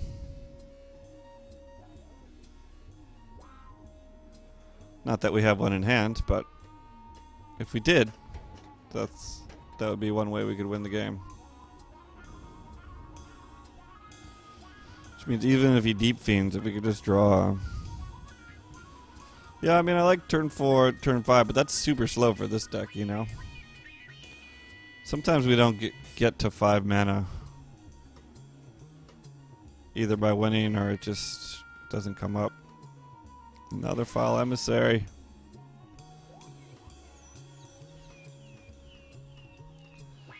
Cemetery Recruitment? Oh, that was the other one. What was the white?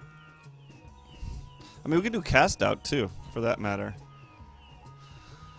I don't know what we'd want to cast out, but cast out's not bad. Maybe I put that in. And then we're pretty much full. I don't know what I'd board cast out. Oh, he doesn't have anything.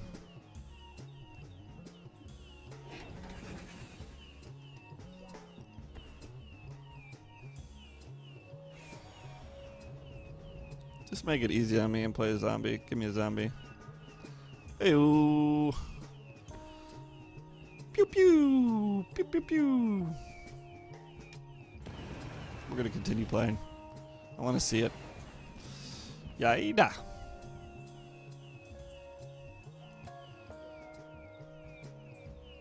I think procession is too much and too slow. So I would rather have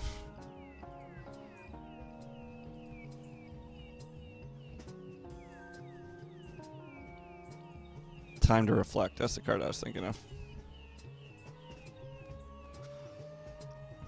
What would time to reflect be good against?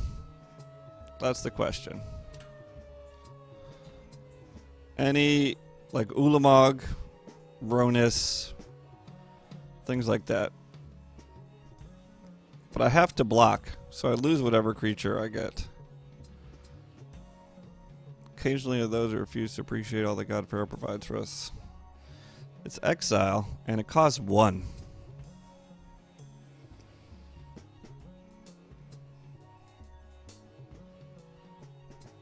Like exile before damage. It says was blocked. I guess, yeah, I guess block phase is ahead of damage phase.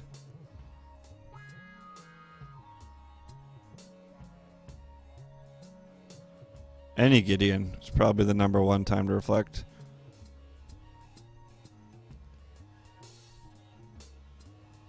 Once again, this is kind of a defensive card. Like, in general, we come out faster and hit harder than most other decks, so...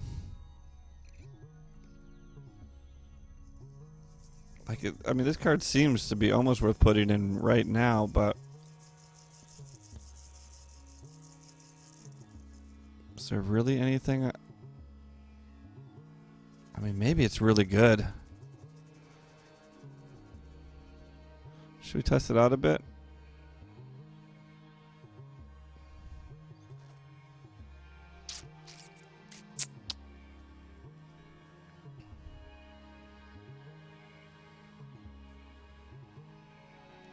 Let's test it out a bit. Let's take out the grasp. Just try to go super cheap. Super cheap on all our removal.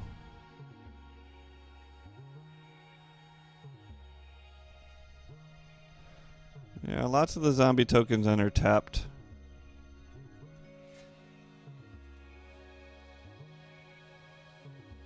She's such a good target. I just want to take out a card that I have 2 of so that I don't forget what it was. Take out a Scrounger. Anyway. Zombies certainly outperformed Jund in the first round. I was supposed to change back to Jund, but we're going to play the zombie deck with time to reflect here. I just didn't think it was good enough when I first saw it. Super cheap. Super cheap. I love cheap stuff.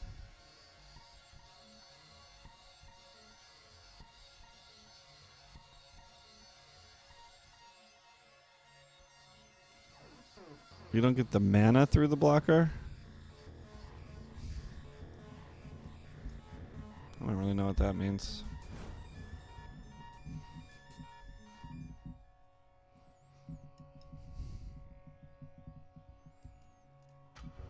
Seems good.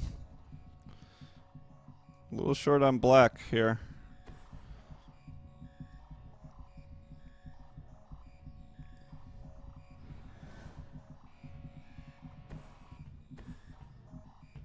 Four Fragmentize is probably a lot, unless it was like a full all artifact or enchantment deck. Like Yondar's deck from last tournament, if you guys saw that, that had tons of artifacts. And I still think Tezzeret's Touch is a solid card.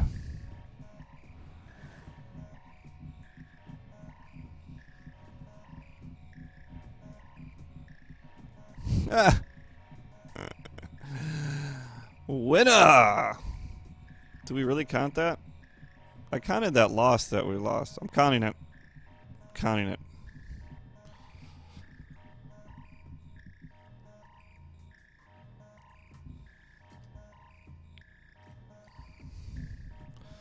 Didn't get much of a chance to test Time to Reflect there, though.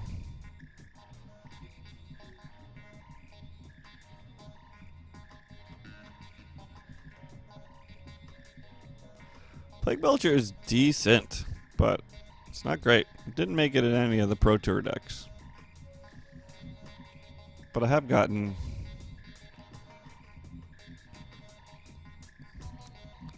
Yeah, the thing I'm worried about Festering Mummy, I guess I thought it... I read that card wrong. I thought it was when you played it, you put a -1/-1 counter on it, but it's when it dies. Is Festering Mummy 1 or 2? I think it's just 1, right? Alright. Time to Reflect. It's almost worth playing.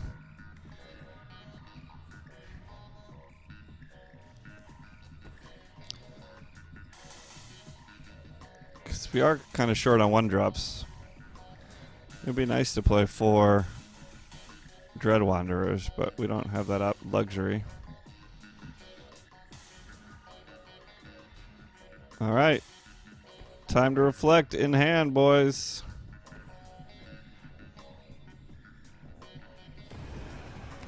Works against Kithian. Is this the same guy we were playing? That's a memorable name. What is this? This guy's phone number? Someone put this in their phone and see what it calls. Guess we're short 1 digit.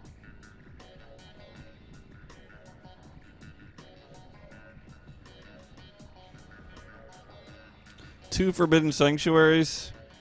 Give me a break. Well, I kind of want to play Liliana. What is this guy doing? Is this guy playing white control?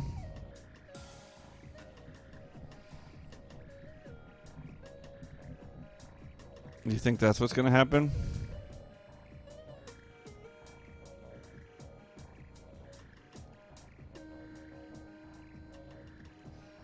Alright, we're going to do Binding Mummy.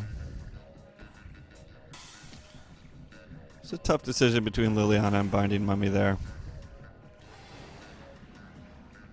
But this means we can get Kalidas out turn 4.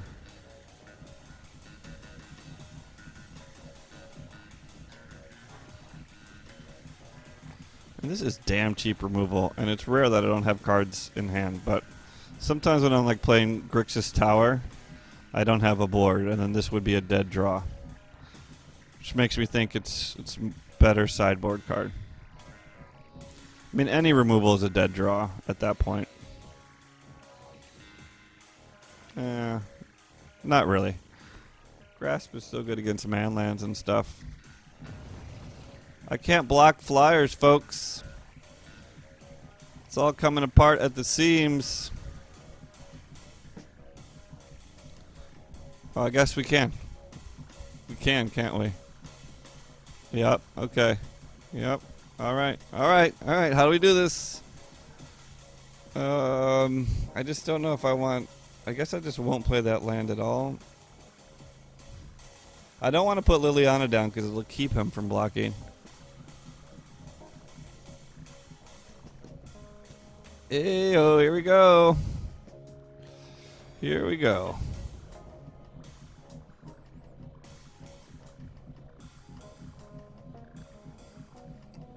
He's got to be worried about a combat trick. That's the problem, is he's got lifelink, so he doesn't have to really do anything. We're going to play our own lifelinker then.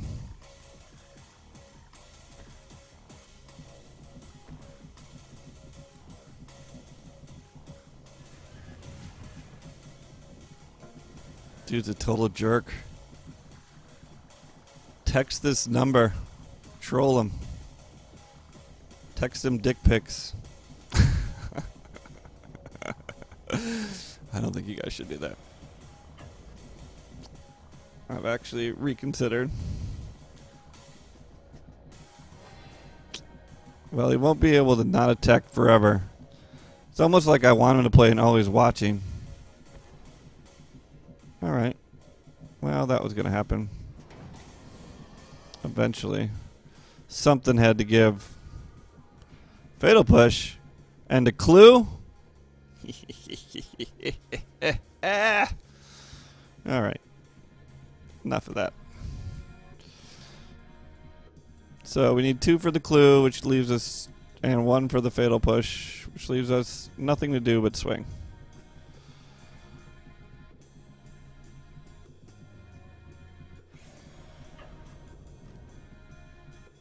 Now, is there any reason we should play this now as opposed to wait for his turn?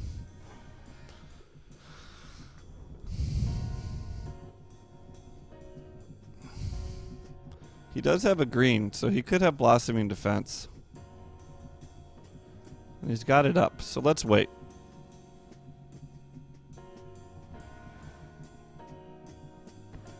Because then if he taps the green or he taps out...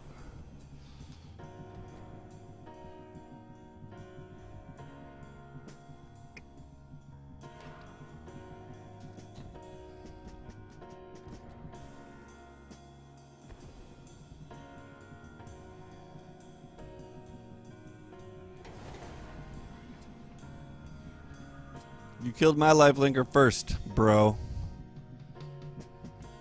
Is he going to play like a Miria Shepherd? Is he going to play Brazella?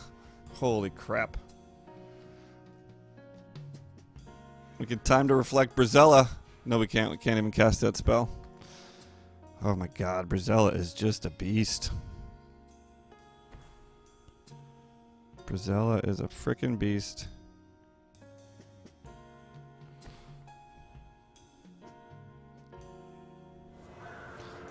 I tried to build a Jeskai control deck with Brazella.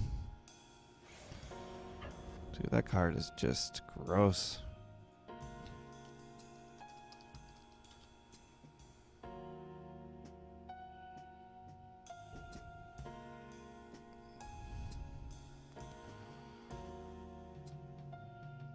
He could have a sweeper here, but so what? Like, maybe Bantu could go on the sideboard, but I don't know why I'd ever want. It's only to sacrifice something for Liliana.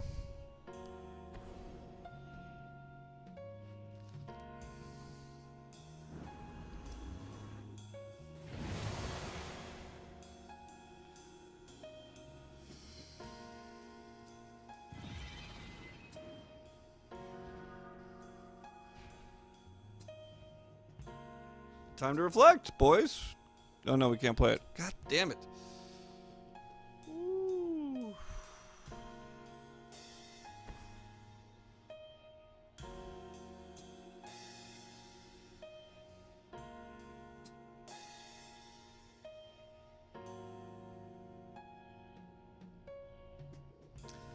If only he had blocked and we could have reflected it and exiled it.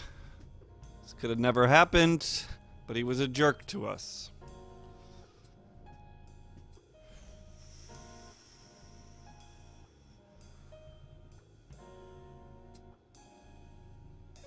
It doesn't matter. I can't play Time to Reflect. Will not allow me to play Time to Reflect.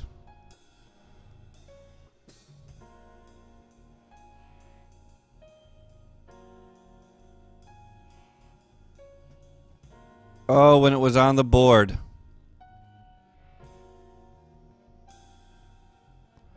That is a good point, Samtuko. That is a good point. We are 1 short of Ormondal. We can't tap Shambling Ven either.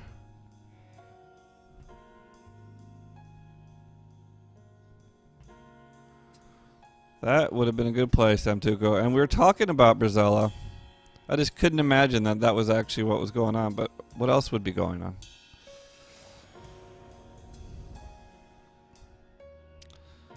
Well, let's flip Liliana for shits and giggles.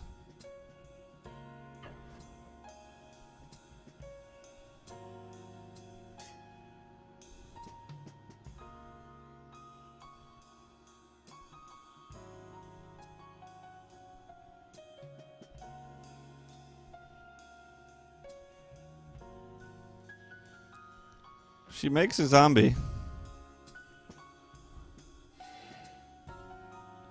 No, Dusk wouldn't kill Brazella. She's indestructible, right? Or is she not indestructible? No, she's not indestructible.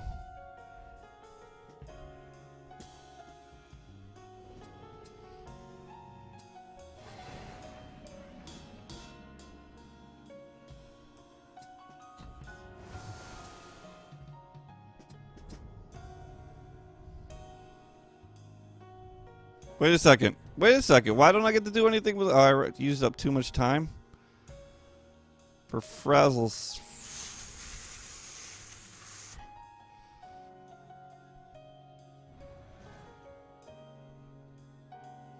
Well, that's just silly. Used up too much time.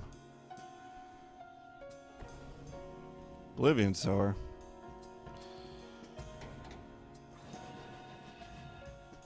Of course he gets my planes, too.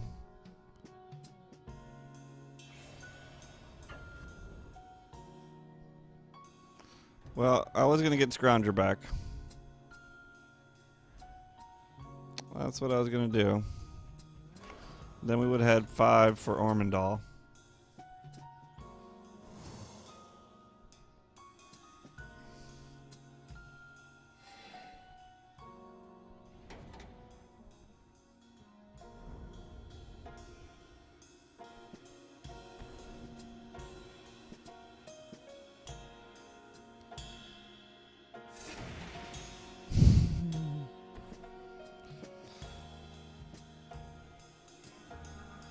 Crypt Breaker.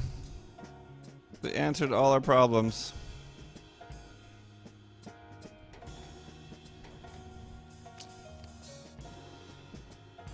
Ormondal just trades all day.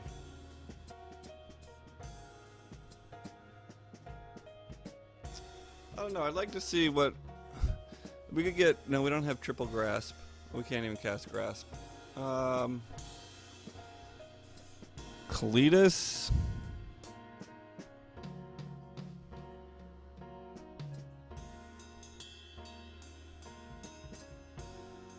Oh, I can't even play the Crypt Breaker.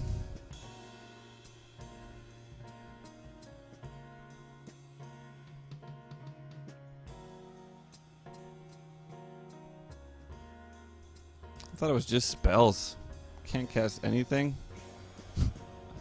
I guess it is a spell.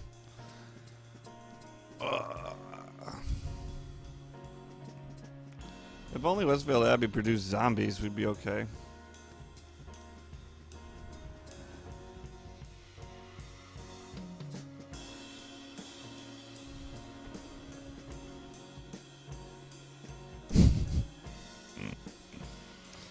I mean, really, what other win condition does this guy have? He only has that one frickin' Gisela. If he doesn't have, if you exile it or he can't find it. Ay, ay, ay. We have Declaration in Stone. We have Declaration in Stone. But we took one out for time to reflect. But we have Declaration in Stone. Can't cast it. Never mind. Doesn't do anything. We need cast out. This would be a good deck to sideboard cast out in. Yeah, I guess Ulamog too. Maybe even her. Well, I was gonna say Reality Smasher, but he doesn't have anything.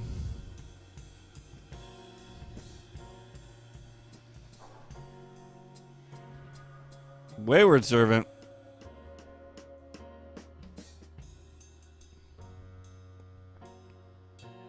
Did I miss an opportunity to play with to get my Scrounger back? Pretty sure I did.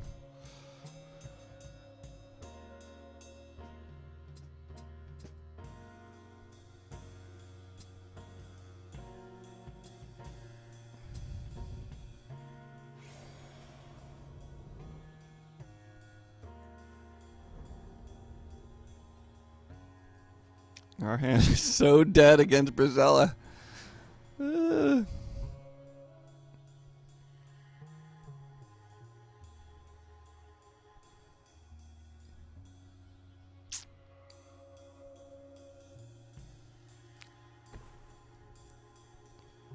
I knew he had the Shepherd.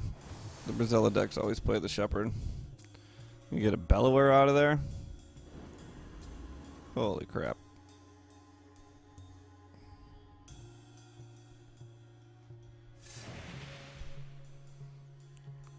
Gross.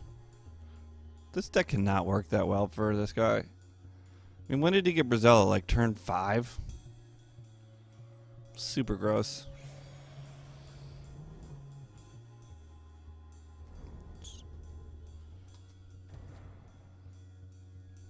We gotta do it, don't we?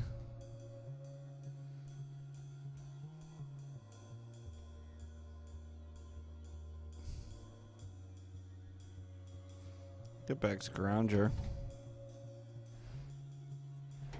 I just don't think we're gonna have enough. Now we need chump blockers.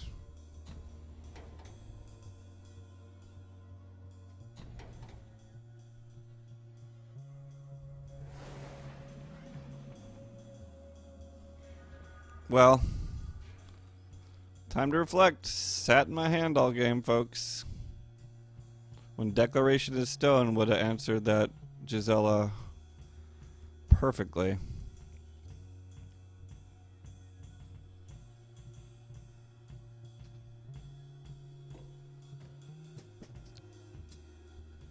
I don't know. I think Time to Reflect is a sideboard card. We'll see. We're going to play one more of this, and then I'm going to go back to Jund and finish off with Jund. Brazilla. Could have grasped, though. Like, we actually had the out. Semtuko was right. I should have counted the land, but what were the chances?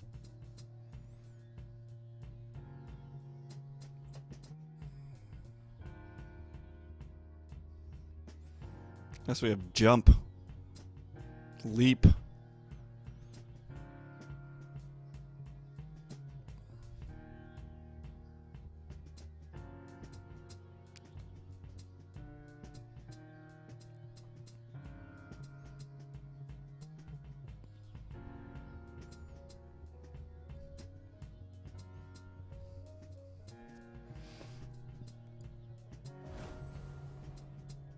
I'm a little worried about like a blue flyer deck like Binderato had last time. It's just a bunch of cheap 2/1s in the air.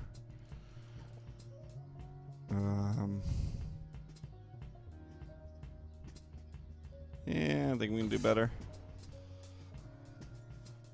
That seems better.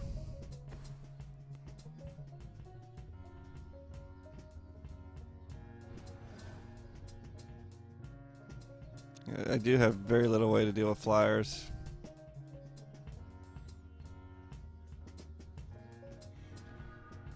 But I think we would come out faster than the flyers. But he's got a lot of like, he had a lot of bounce, like unsubstantiates and stuff.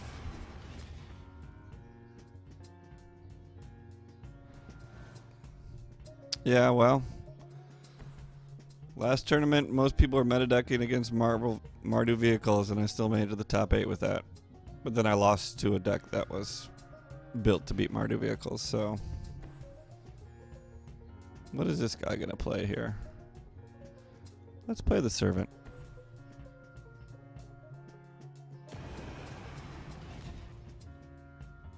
I wish I could tap a land.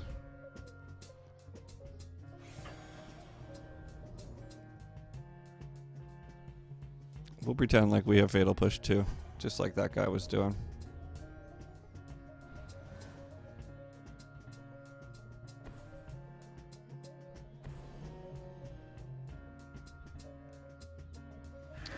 Well, this is great. We definitely wanted to dodge some removal just like that.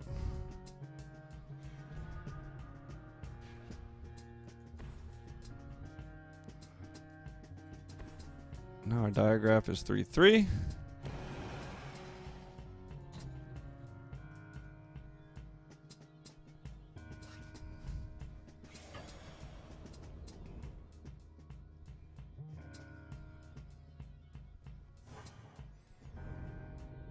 For sure, there's a lot of reasons why the metagame is harder to figure out in duels.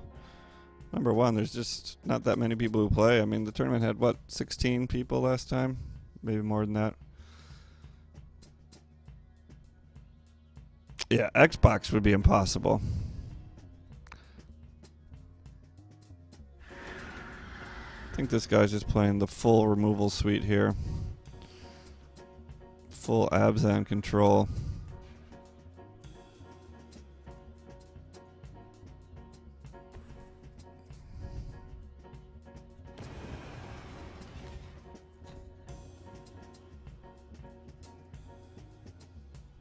But it does not look like he's got sweepers because he's 1-for-1ing all these guys.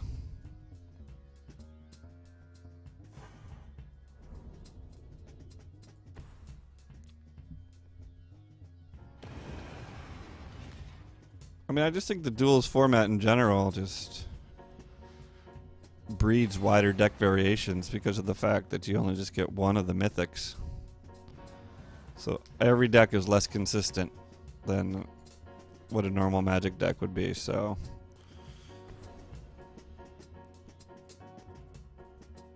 Well... Holy crap, dude. Sure got a lot of removal.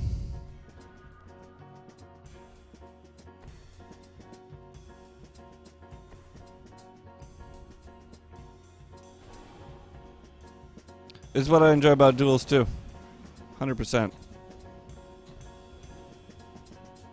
Got him. Did not get him. Now we're stuck in a loop. Alright, there we go.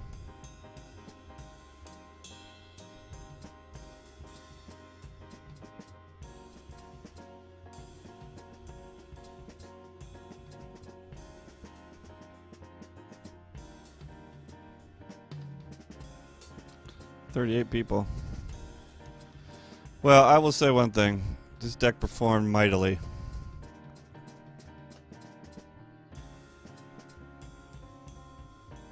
Might come back to it, but... I mean, that was the problem. Last tournament I tried to make a snake deck. A Constrictor black-green deck. And I just couldn't make one that was better than Mardu vehicles. Now, the final did have a dude running a snake deck. But I thought overall... the Mardu vehicles, even with the meta, was going to be stronger than the snake deck. That unlicensed disintegration, folks, is just great. It's just freaking great.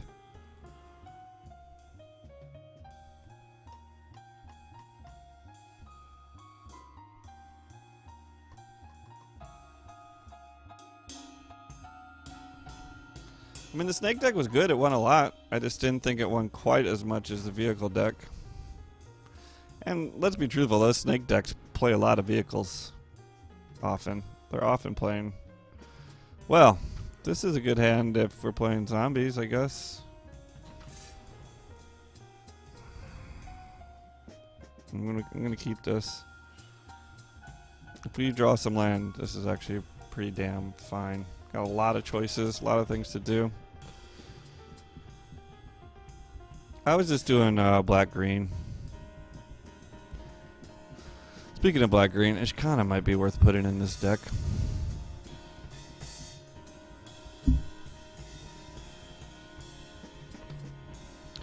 We're going to play the Slender Glade. This deck just has so many answers to stuff. Sideboard for this one is a little more difficult. Like another Heaven and Earth, another Radiant Flames. I mean, we could even just we could even do Constrictor and just sideboard out like a bunch of like Reclamation Sages or something. Still 2 months away. That's good. There's more fun to be had with this set for me. I probably will tire out in about a month though.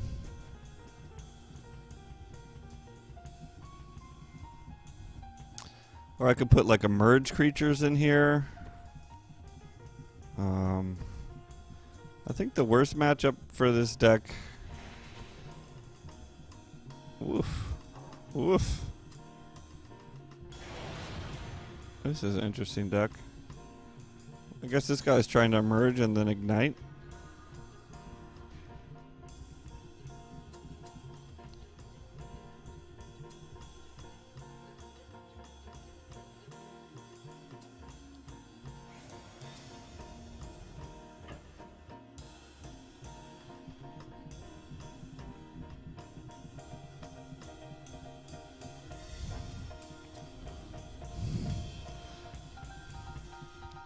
Let's just play the tireless tracker.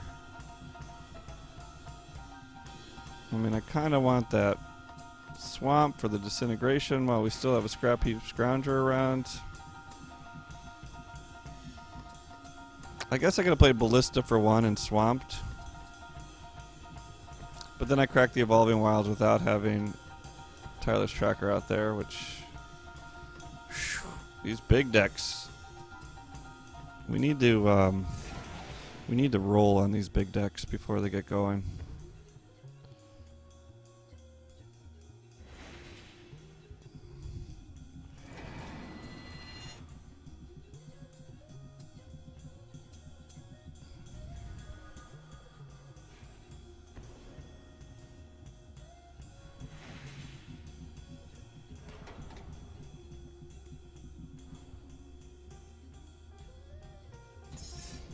He's going to play something massive, but hopefully we can just disintegrate it and we'll be good, right?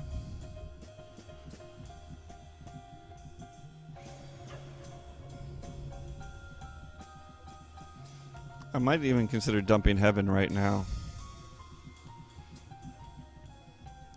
If he forces me to crack the clue now.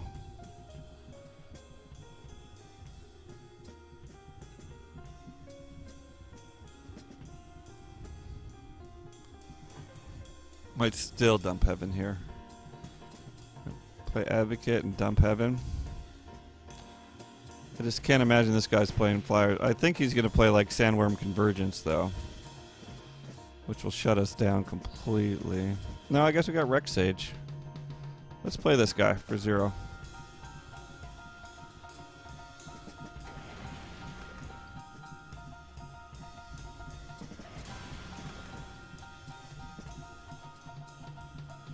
Boy, Rex Sage is good. He'll get 1 worm, but that's it.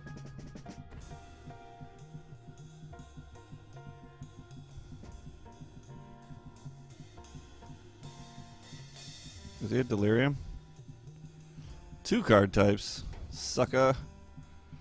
Just sorcery and land.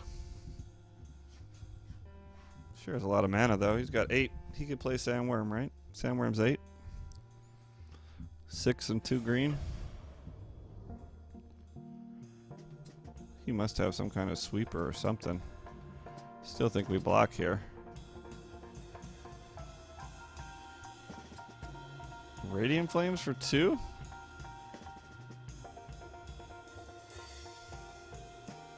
What in the world? I'm going to take this. I have no idea what he's doing here. He does Chandra's Ignition for 2.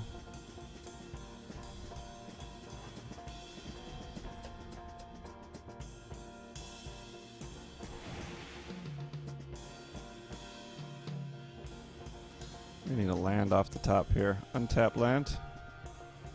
Tapped land.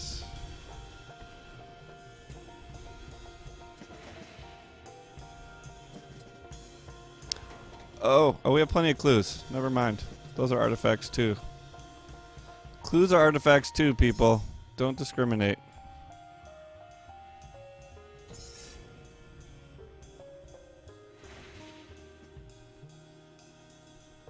But boy, I kind of want to save this for a fatter fatty.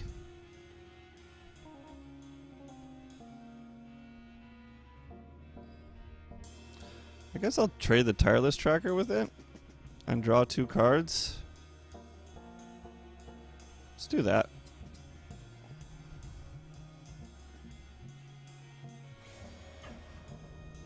Whoa. Slow down there, Slick.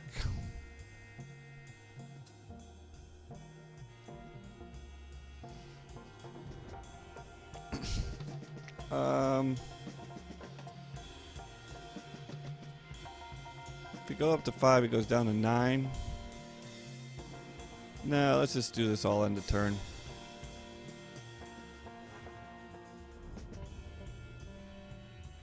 Let's just do it all end of turn. What's in here? Oh, Earth.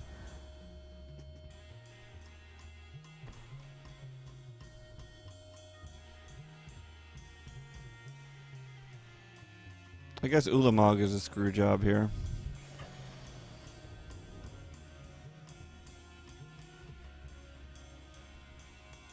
This time we definitely have to... Is he on Delirium yet? No. Let's block this guy.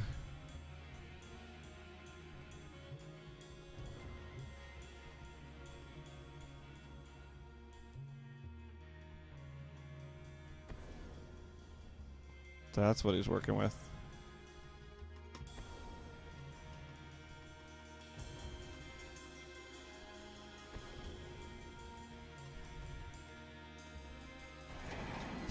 All right. Well, that was a fun little game we just played there.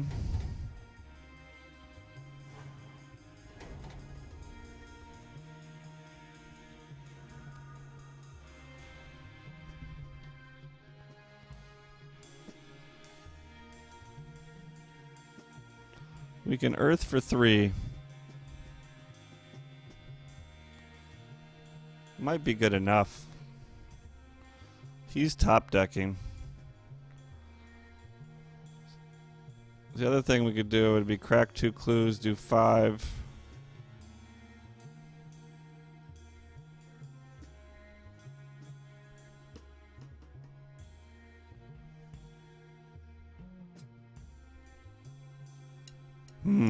That's true.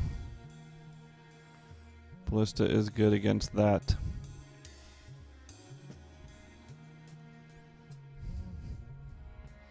Alright, we'll play Ballista for 2, but he could still hit Cowl. But we could chump it. I guess that pump is what we should be most worried about, but he already played 2 of them.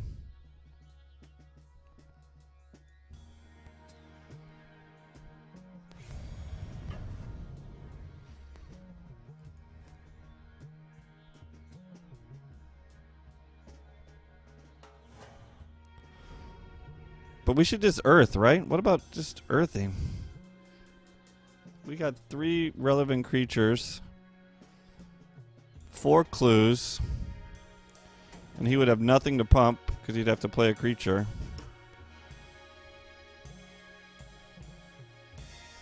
Unless he has a Glory Bringer, but still, that doesn't do too much.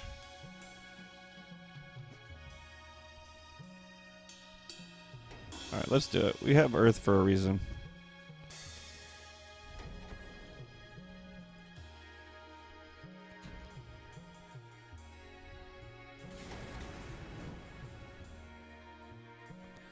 Just hope he doesn't, the top deck gods don't just deliver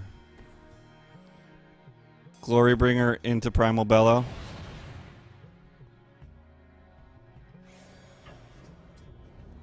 You gotta be kidding me. Gotta be kidding me with that Glorybringer. Everything I say comes true today. I should use that to my advantage more.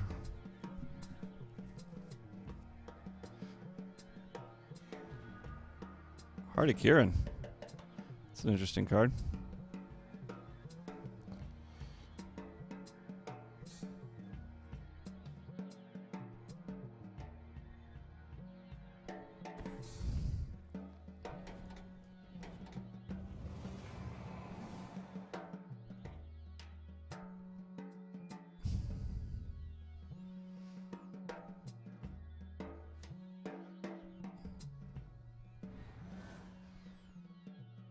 I can get this Grandra back, which can activate the heart. That's the play I'm doing. I'll trade the heart for the Glorybringer.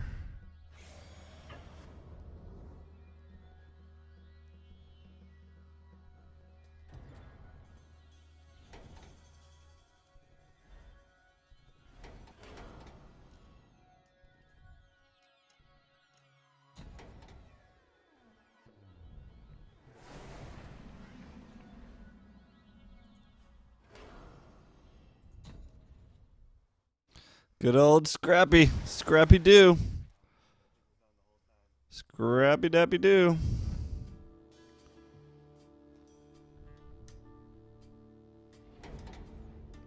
Let me guess, another Glorybringer?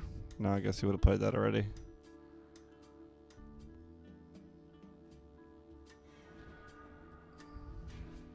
We can just kill him with Ballista here.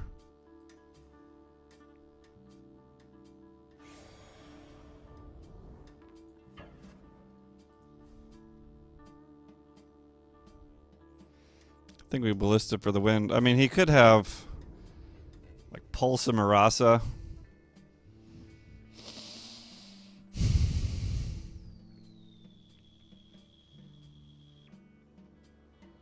What if he has Pulse and Marasa?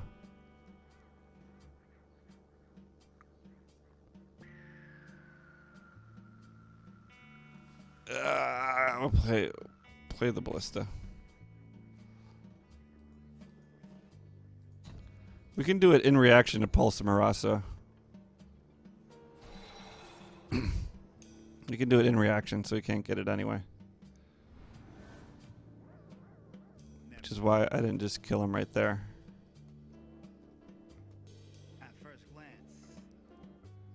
He can play a creature, he can play a Glorybringer, he can attack, he can pump, and we can still kill before all that happens. You need to have a creature that threatens our death with pump and Pulse and Marasa, all for 7 mana.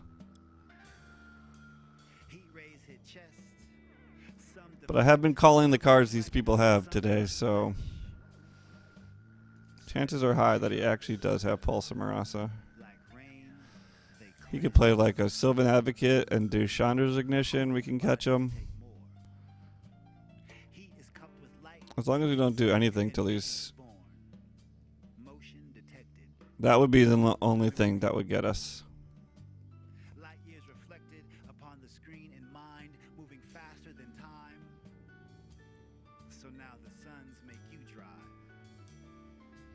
I appreciate this guy's taking his time here.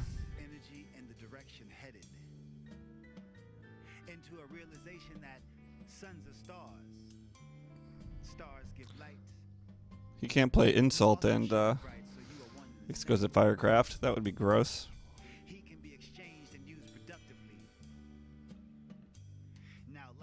doesn't have the red mana for it.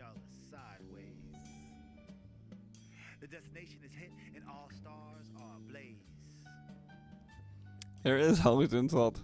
Now, see, that would be something I would consider sideboarding in this deck for sure. More removal, Harness Lightning, for sure, would be in the sideboard here. Radiant Flames, another Heaven and Earth. Just a bunch of removal to deal with zombies. I mean, I can't believe I'm not playing Harness Lightning in here. He didn't do anything. Swinging. Swinging.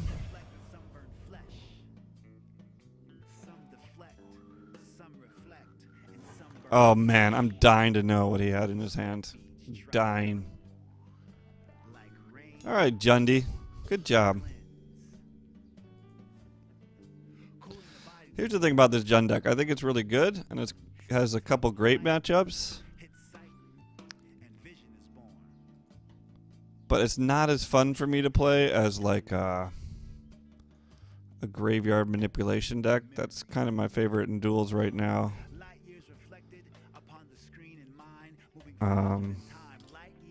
Maybe he had all pump in hand. What are you guys saying? So now the suns make you drive. Focus energy in the direction headed. That's cool. Tomb could be a card I could play in that zombie deck too. Stars give light. You also shine bright, so you are one and the same. Anyway, we got a little bit more time here. We'll run Jundo again. So we got 1 Radiant Flames, 1 Heaven to Earth, 3 Harness Lightnings. We could do something like Sandwind Convergence. Something against counter decks, though. We really need something to do against counter decks. Well, I guess I play the Serpapod. That's why. That's one of my solutions to counter decks. I don't think this hand's good enough. This hand, though, looks pretty damn good. Including the land. So that was about 9. And that's basically all against faster decks. Against slower control decks, what do we need? Like Embalm creatures? Or...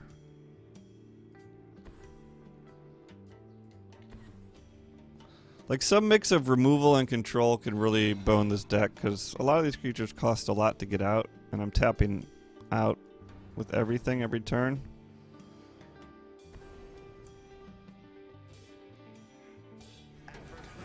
Speaking of Grixis control, I mean, the Scrounger's a good card against him, but what else? We could play like Dread Wanderer, actually. Even though we're not playing zombies, just the recurrence would be nice. I'm going to play Serpapod here.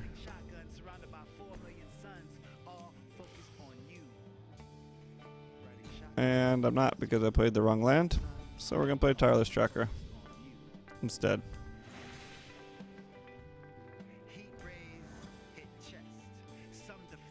This Blossoming Defense, I assume, will be strong.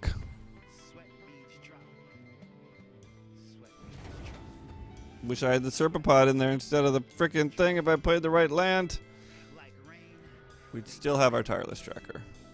We still do have a Tireless Tracker.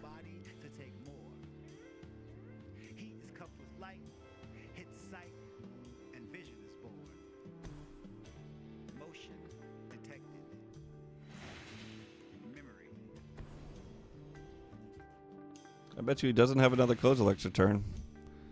Oh, we got Blossoming Defense up? We got good land this game, folks. Good land.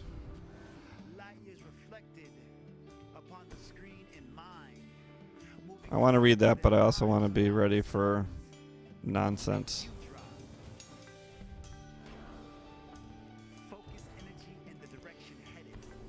Beep boom. Wah wah.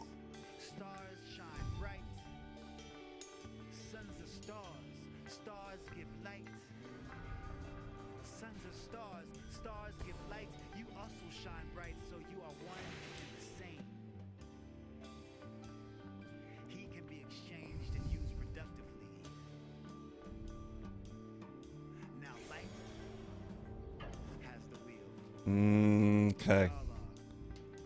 I guess we're going to do Serpapod and then Scrounger? Kind of want to crack a clue.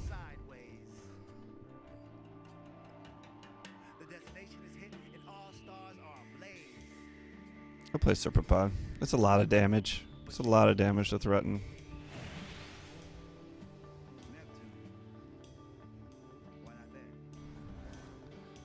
I don't know when I would crack a clue over a Scrounger here. I'm pretty sure I just want Scrounger. Okay. Glorybringer's good against this. That's fine.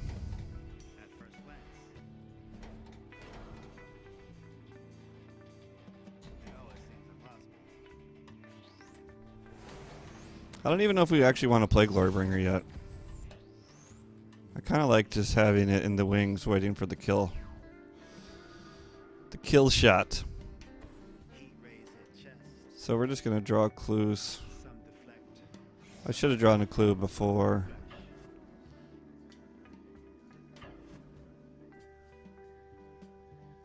Before I attacked. But we're only going to draw one before attack, and then we'll crack another clue.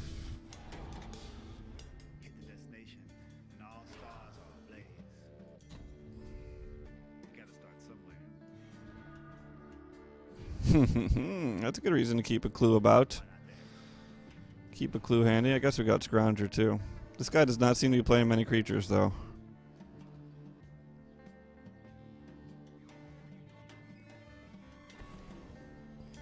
This was a matchup I was worried about, but wow, sure. I can get that guy back for free? Wait a second. Turn all non-land permanents to the owner's hands. It's fine. Well, I guess we should crack the clue, right? Should crack the clue because we're going to lose that.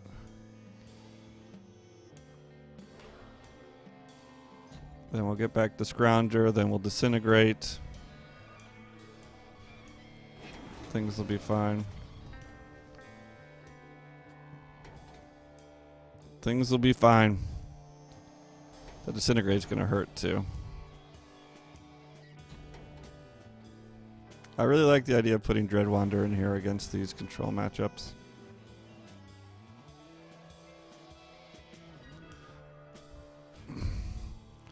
Well, crap. This is a lot of vehicles.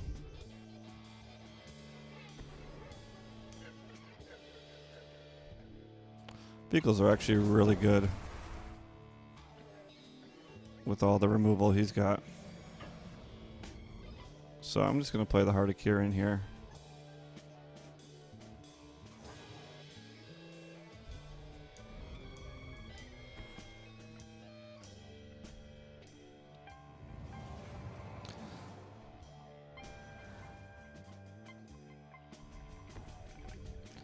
Wonder if this guy has Tower.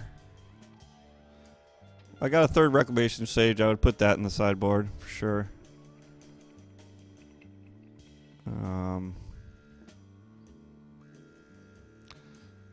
Like if it's a fast deck, we just put in Radiant Flames, we put in Harness Lightning, and we just dump our top end.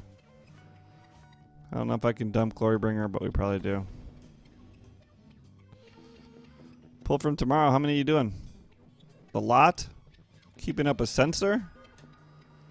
I guess you can't even censor. Keeping up a cycling sensor? Why are you keeping one?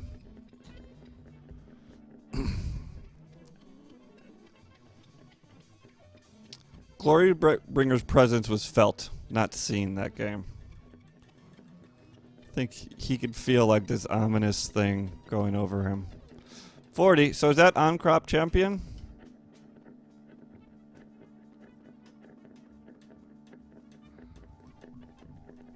Yeah, I'm telling you, this deck has tons of great answers for everything.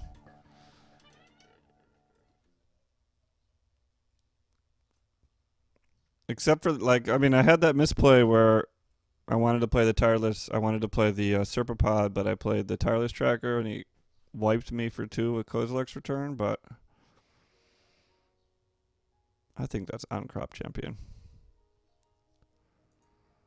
But we still did all right. And we improved Jun's record to above 500, which is important.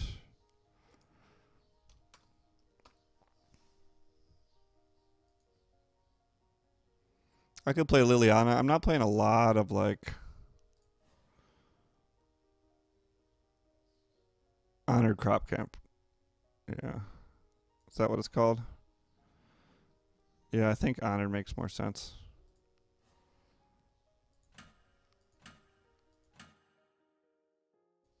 Sadly, there's a lot of uncommon 2 to 3 drops. Let's go to the set. That should help it out.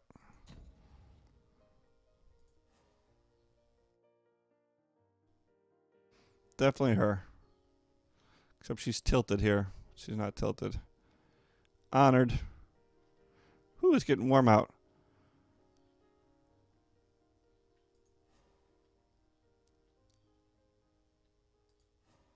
So, one more Reclamation Sage. See, this could go. We haven't even seen this. One more Reclamation Sage. 1 Heaven and Earth. 1 Radiant Flames. 1 Woodland Wanderer, maybe. Bloodhall Priest. I don't know when I'd really need those. Like, what about Arlen? Arlen is really not... fits in pretty well in this deck. Samet is a card we could take out.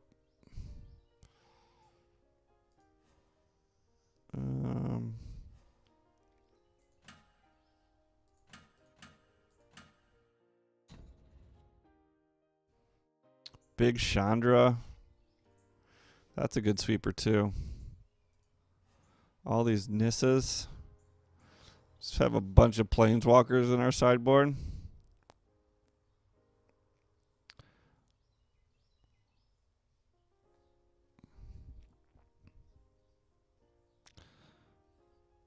Get the Wolf. Gets us some more removal in here. Also the possibility to trample our creatures.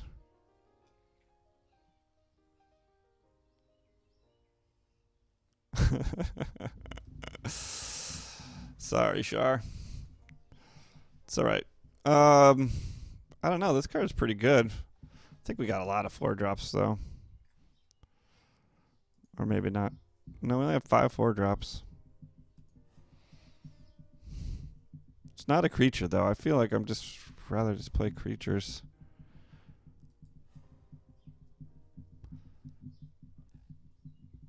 Yeah, I mean, I think it was a decent sideboard. I just don't know. Like, if you had to put in Planeswalkers, Arlen, Big Chandra, which Nissa? I don't think we want the token one. We could do Nissa Vital Force. Well, Big Chandra is a sweeper, too. It's a sweeper and a finisher, so I really like Big Chandra, even against, like, a fast deck. We're not really going to take out lands, so... Or maybe Cultivator's Caravan? What would that be good against? We could definitely activate it. It definitely smooths the mana.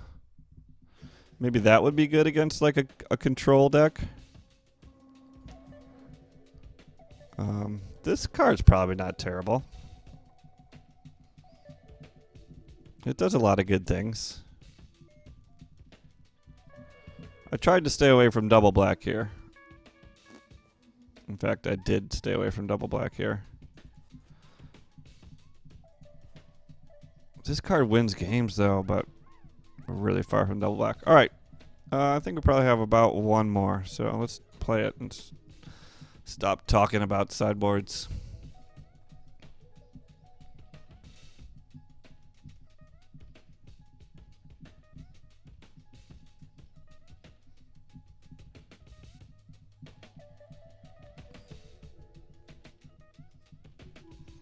I want to play a zombie deck. Like, I've had a few close losses to zombie decks. That's the problem. So I think this deck would probably be stronger with a sideboard than the zombie deck, but I got to make it through like 5 or 6 rounds of Swiss Sans sideboard. And I feel like the zombie deck would probably do a better job of that.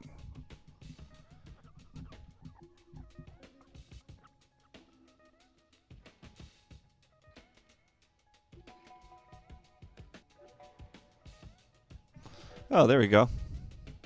I'm all for equilibrium and symbiosis and balance in the universe.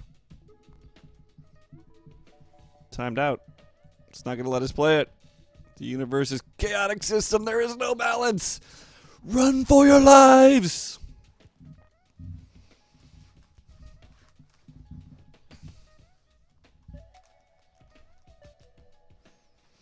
I'm better now.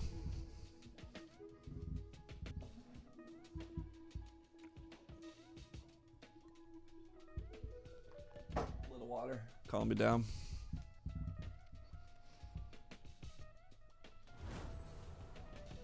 Like Verdurous Gear Hulk.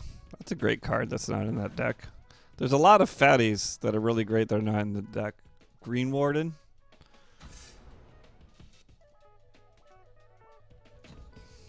Oh my god. Disintegration is such a good card. That's why we're playing Jund. For Fraggle's sake.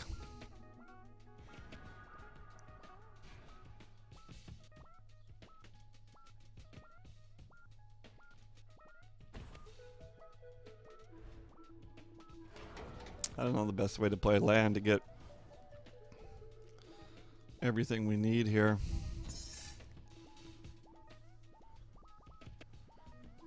Like Rogue Refiner is a good card. Oh no, wait, I'm not playing blue.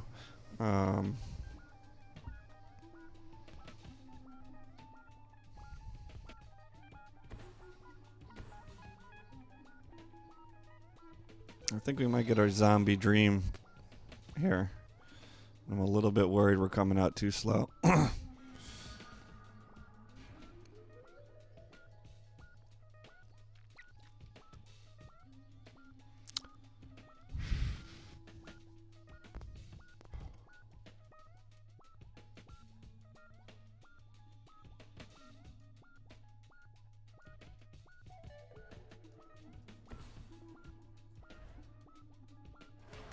I think this is the way I want to play it.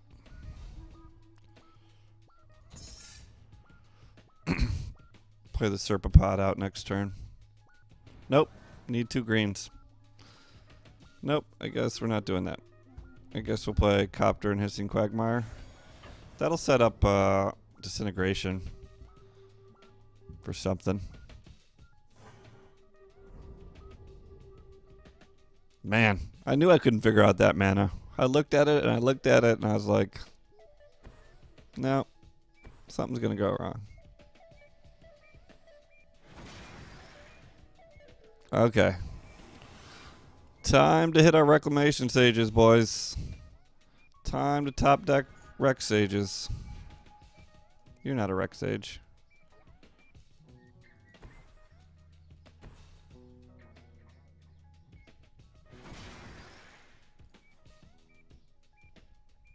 So you playing mono back with vehicles? That's a strong deck too.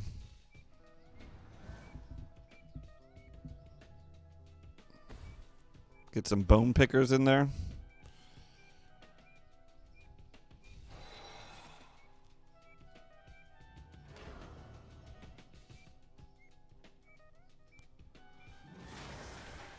It's just an artifact deck, man. Where's our Reclamation Sages? 2 for 1 you. All over your face. Holy God.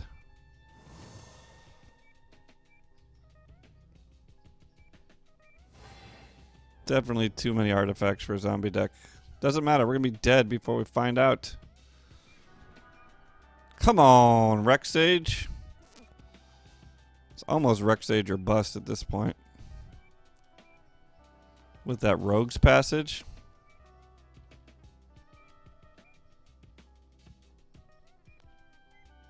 What if we play Ballista? Then we get in this, like, mutually assured destruction thing.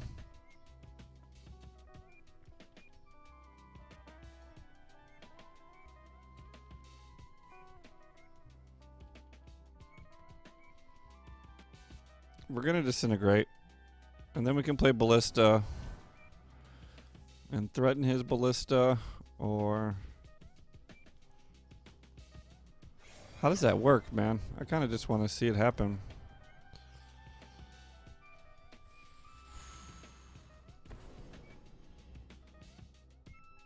We have to make contact, so we can't do the Ballista.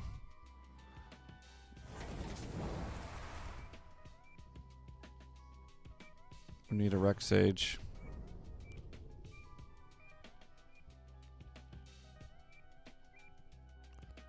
I guess our own Ballista works.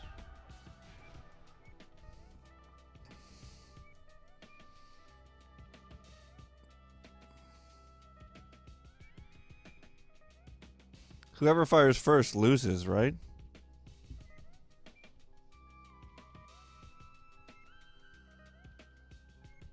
And I have to fire first.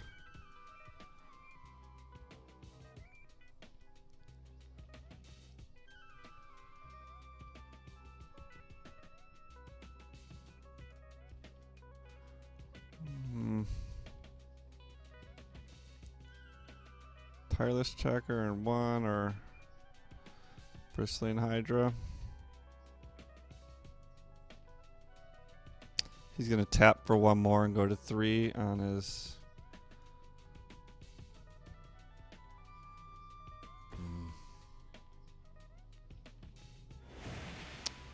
I hate when I lose to artifact decks when I have frickin'... Yeah, that's fine, I guess.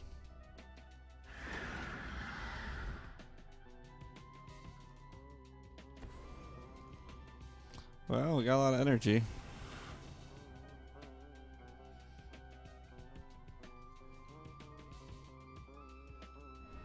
Smuggler's Copter to try to find a Reclamation Sage.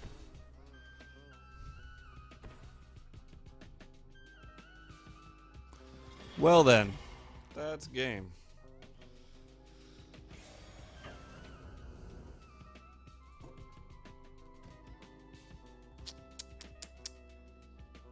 Ugh.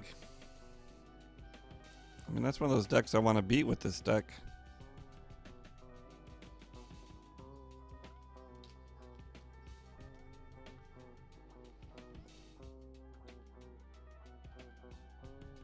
Yeah, right? The numbers don't lie.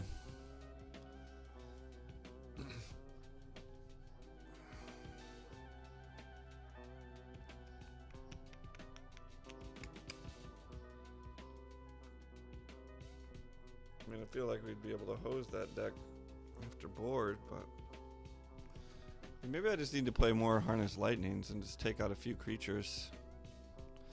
I like how hard this deck hits, though.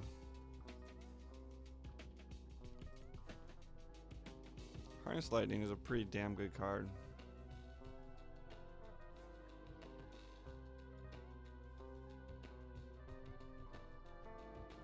Well, we did the zombies. We did worse last time. We're like 4-4 or 5-3.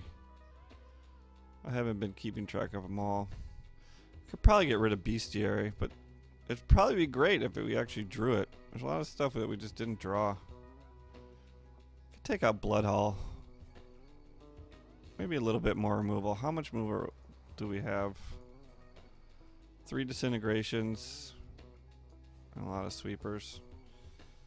And 3 Fatal Push. We got a good amount of removal. We just didn't see any of it. But since we're playing mid-range, maybe it's better to have even more removal.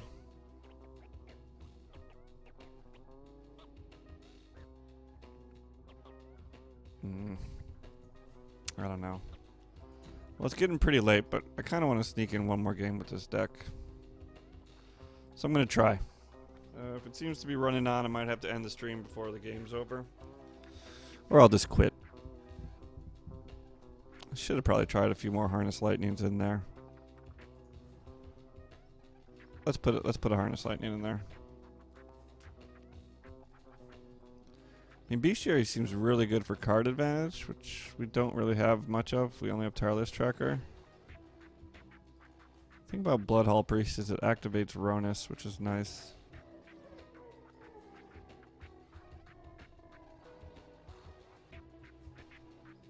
I think Bloodhall Priest is too much of an ask. Let's put in a Harness Lightning.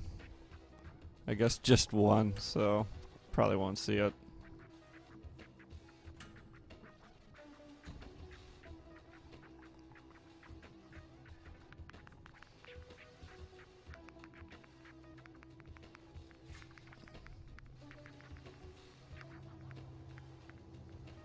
Yeah, let's just try it like this. This is getting silly now.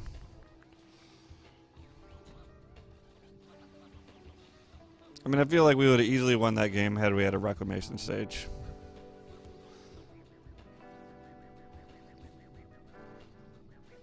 Because it's just a 2-for-1 almost every time.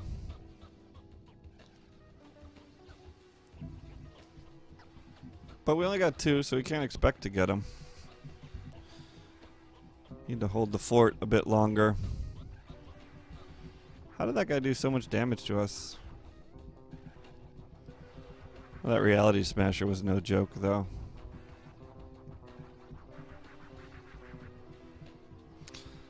I assume he's just playing Reality Smasher and 2 Thought-Knot Seers.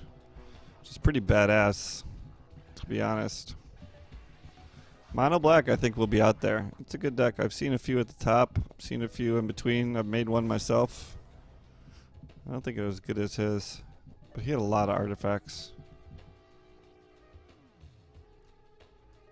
Well, we got removal this game.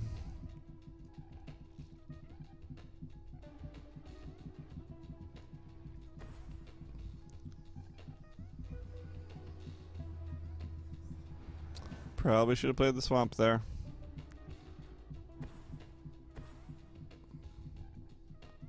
Whew. I thought he was going to play a creature and make me regret it. But he just played a renegade map. Glorybringer. Glorybringer hype.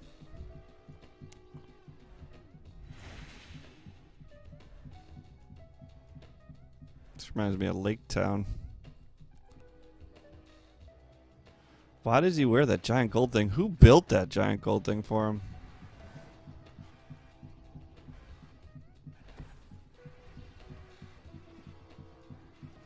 Alright. This guy is finding land, and these 3 removal cards could be absolutely dead in our hand. Could be absolutely dead.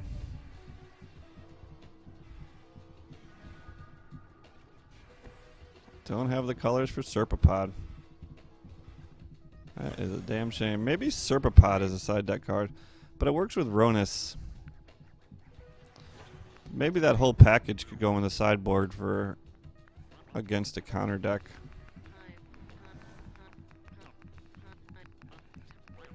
I don't know.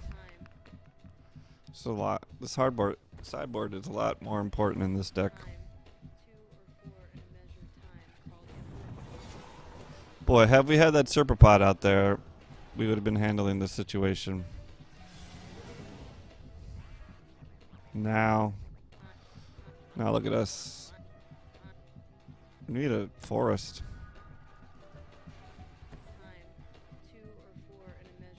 We're dead. We're dead! Never to Return should be in this deck, perhaps. Maybe that's what should be in here over Harness Lightning. Put Harness Lightning in the sideboard.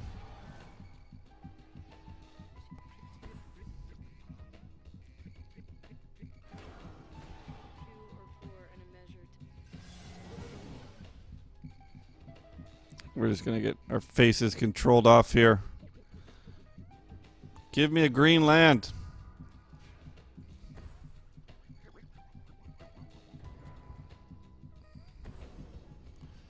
Metallic Rebuke. This is why I needed to play the Serpapod.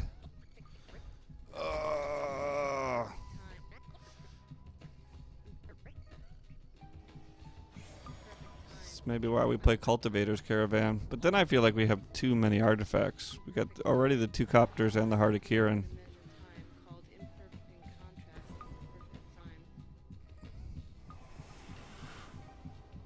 God, just give me a green land so I could Serpapod his face off.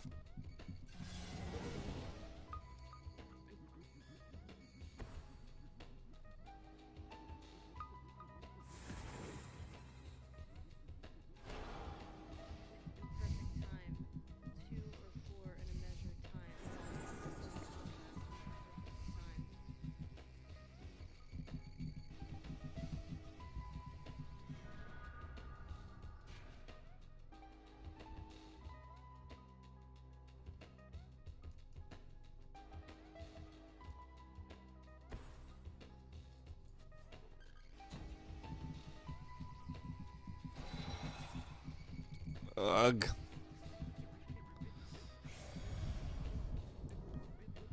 This time the Grixis control is getting... We just got too many dead cards in our hand. I called it too. I told you these cards are going to be dead. Ay, ay, ay. Glorybringer can be countered. Oh, I guess he was tapped out.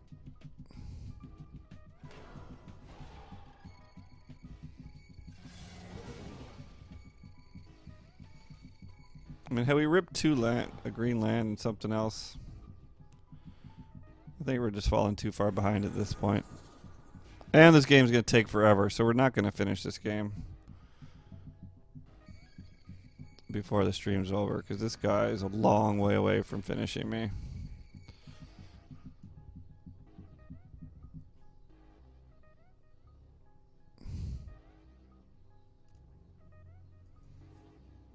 Well, I definitely have to hit Liliana.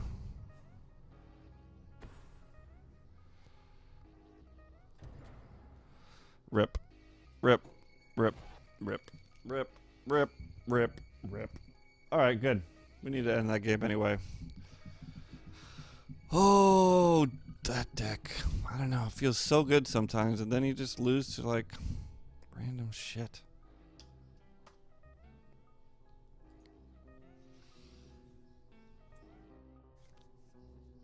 Well, folks, that is it for the stream today. Wizards Wednesday comes to a close. Thank you all so much for coming out today. I appreciate you.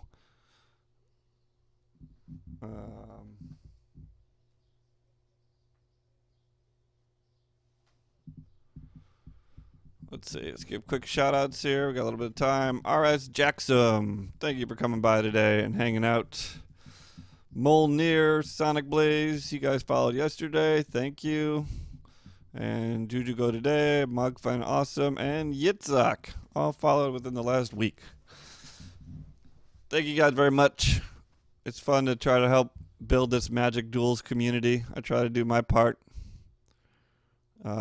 Seems like a really good group of people. Basically, people too broke to play real Magic. That's why I'm playing it. There's no shame in that. There's no shame in that. Because it's a sweet game, as we talked about. I mean, all the restrictions on cards make for crazy different metagame and crazy deck building. Yeah, it should be on tomorrow morning. And yeah, I really got to think about submitting a deck.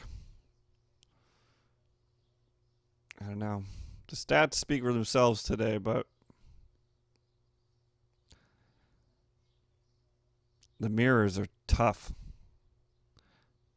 Shy Star 87. Oh, I think I have a chance to sing here. Of the sun. Wow, you're a master of karate and friendship. Thank you for that follow. Appreciate it, Shy Star. Welcome to the temple. Glad you're here. Too bad I'm leaving. Yeah, we'll do it tomorrow. Boy, I need to work on some music. Got a gig on Saturday. We'll do it tomorrow. And then you probably won't see me until after I've submitted my deck. And that'll be that. You might be able to catch me on a night stream, but I don't think so. I think I really need to do. Well, I don't know. Who knows? Who knows? Tomorrow morning, same bat time, same bat channel. Thanks, everyone, for coming out. Have a good one. I'll probably try to find someone to host, but no promises. See ya.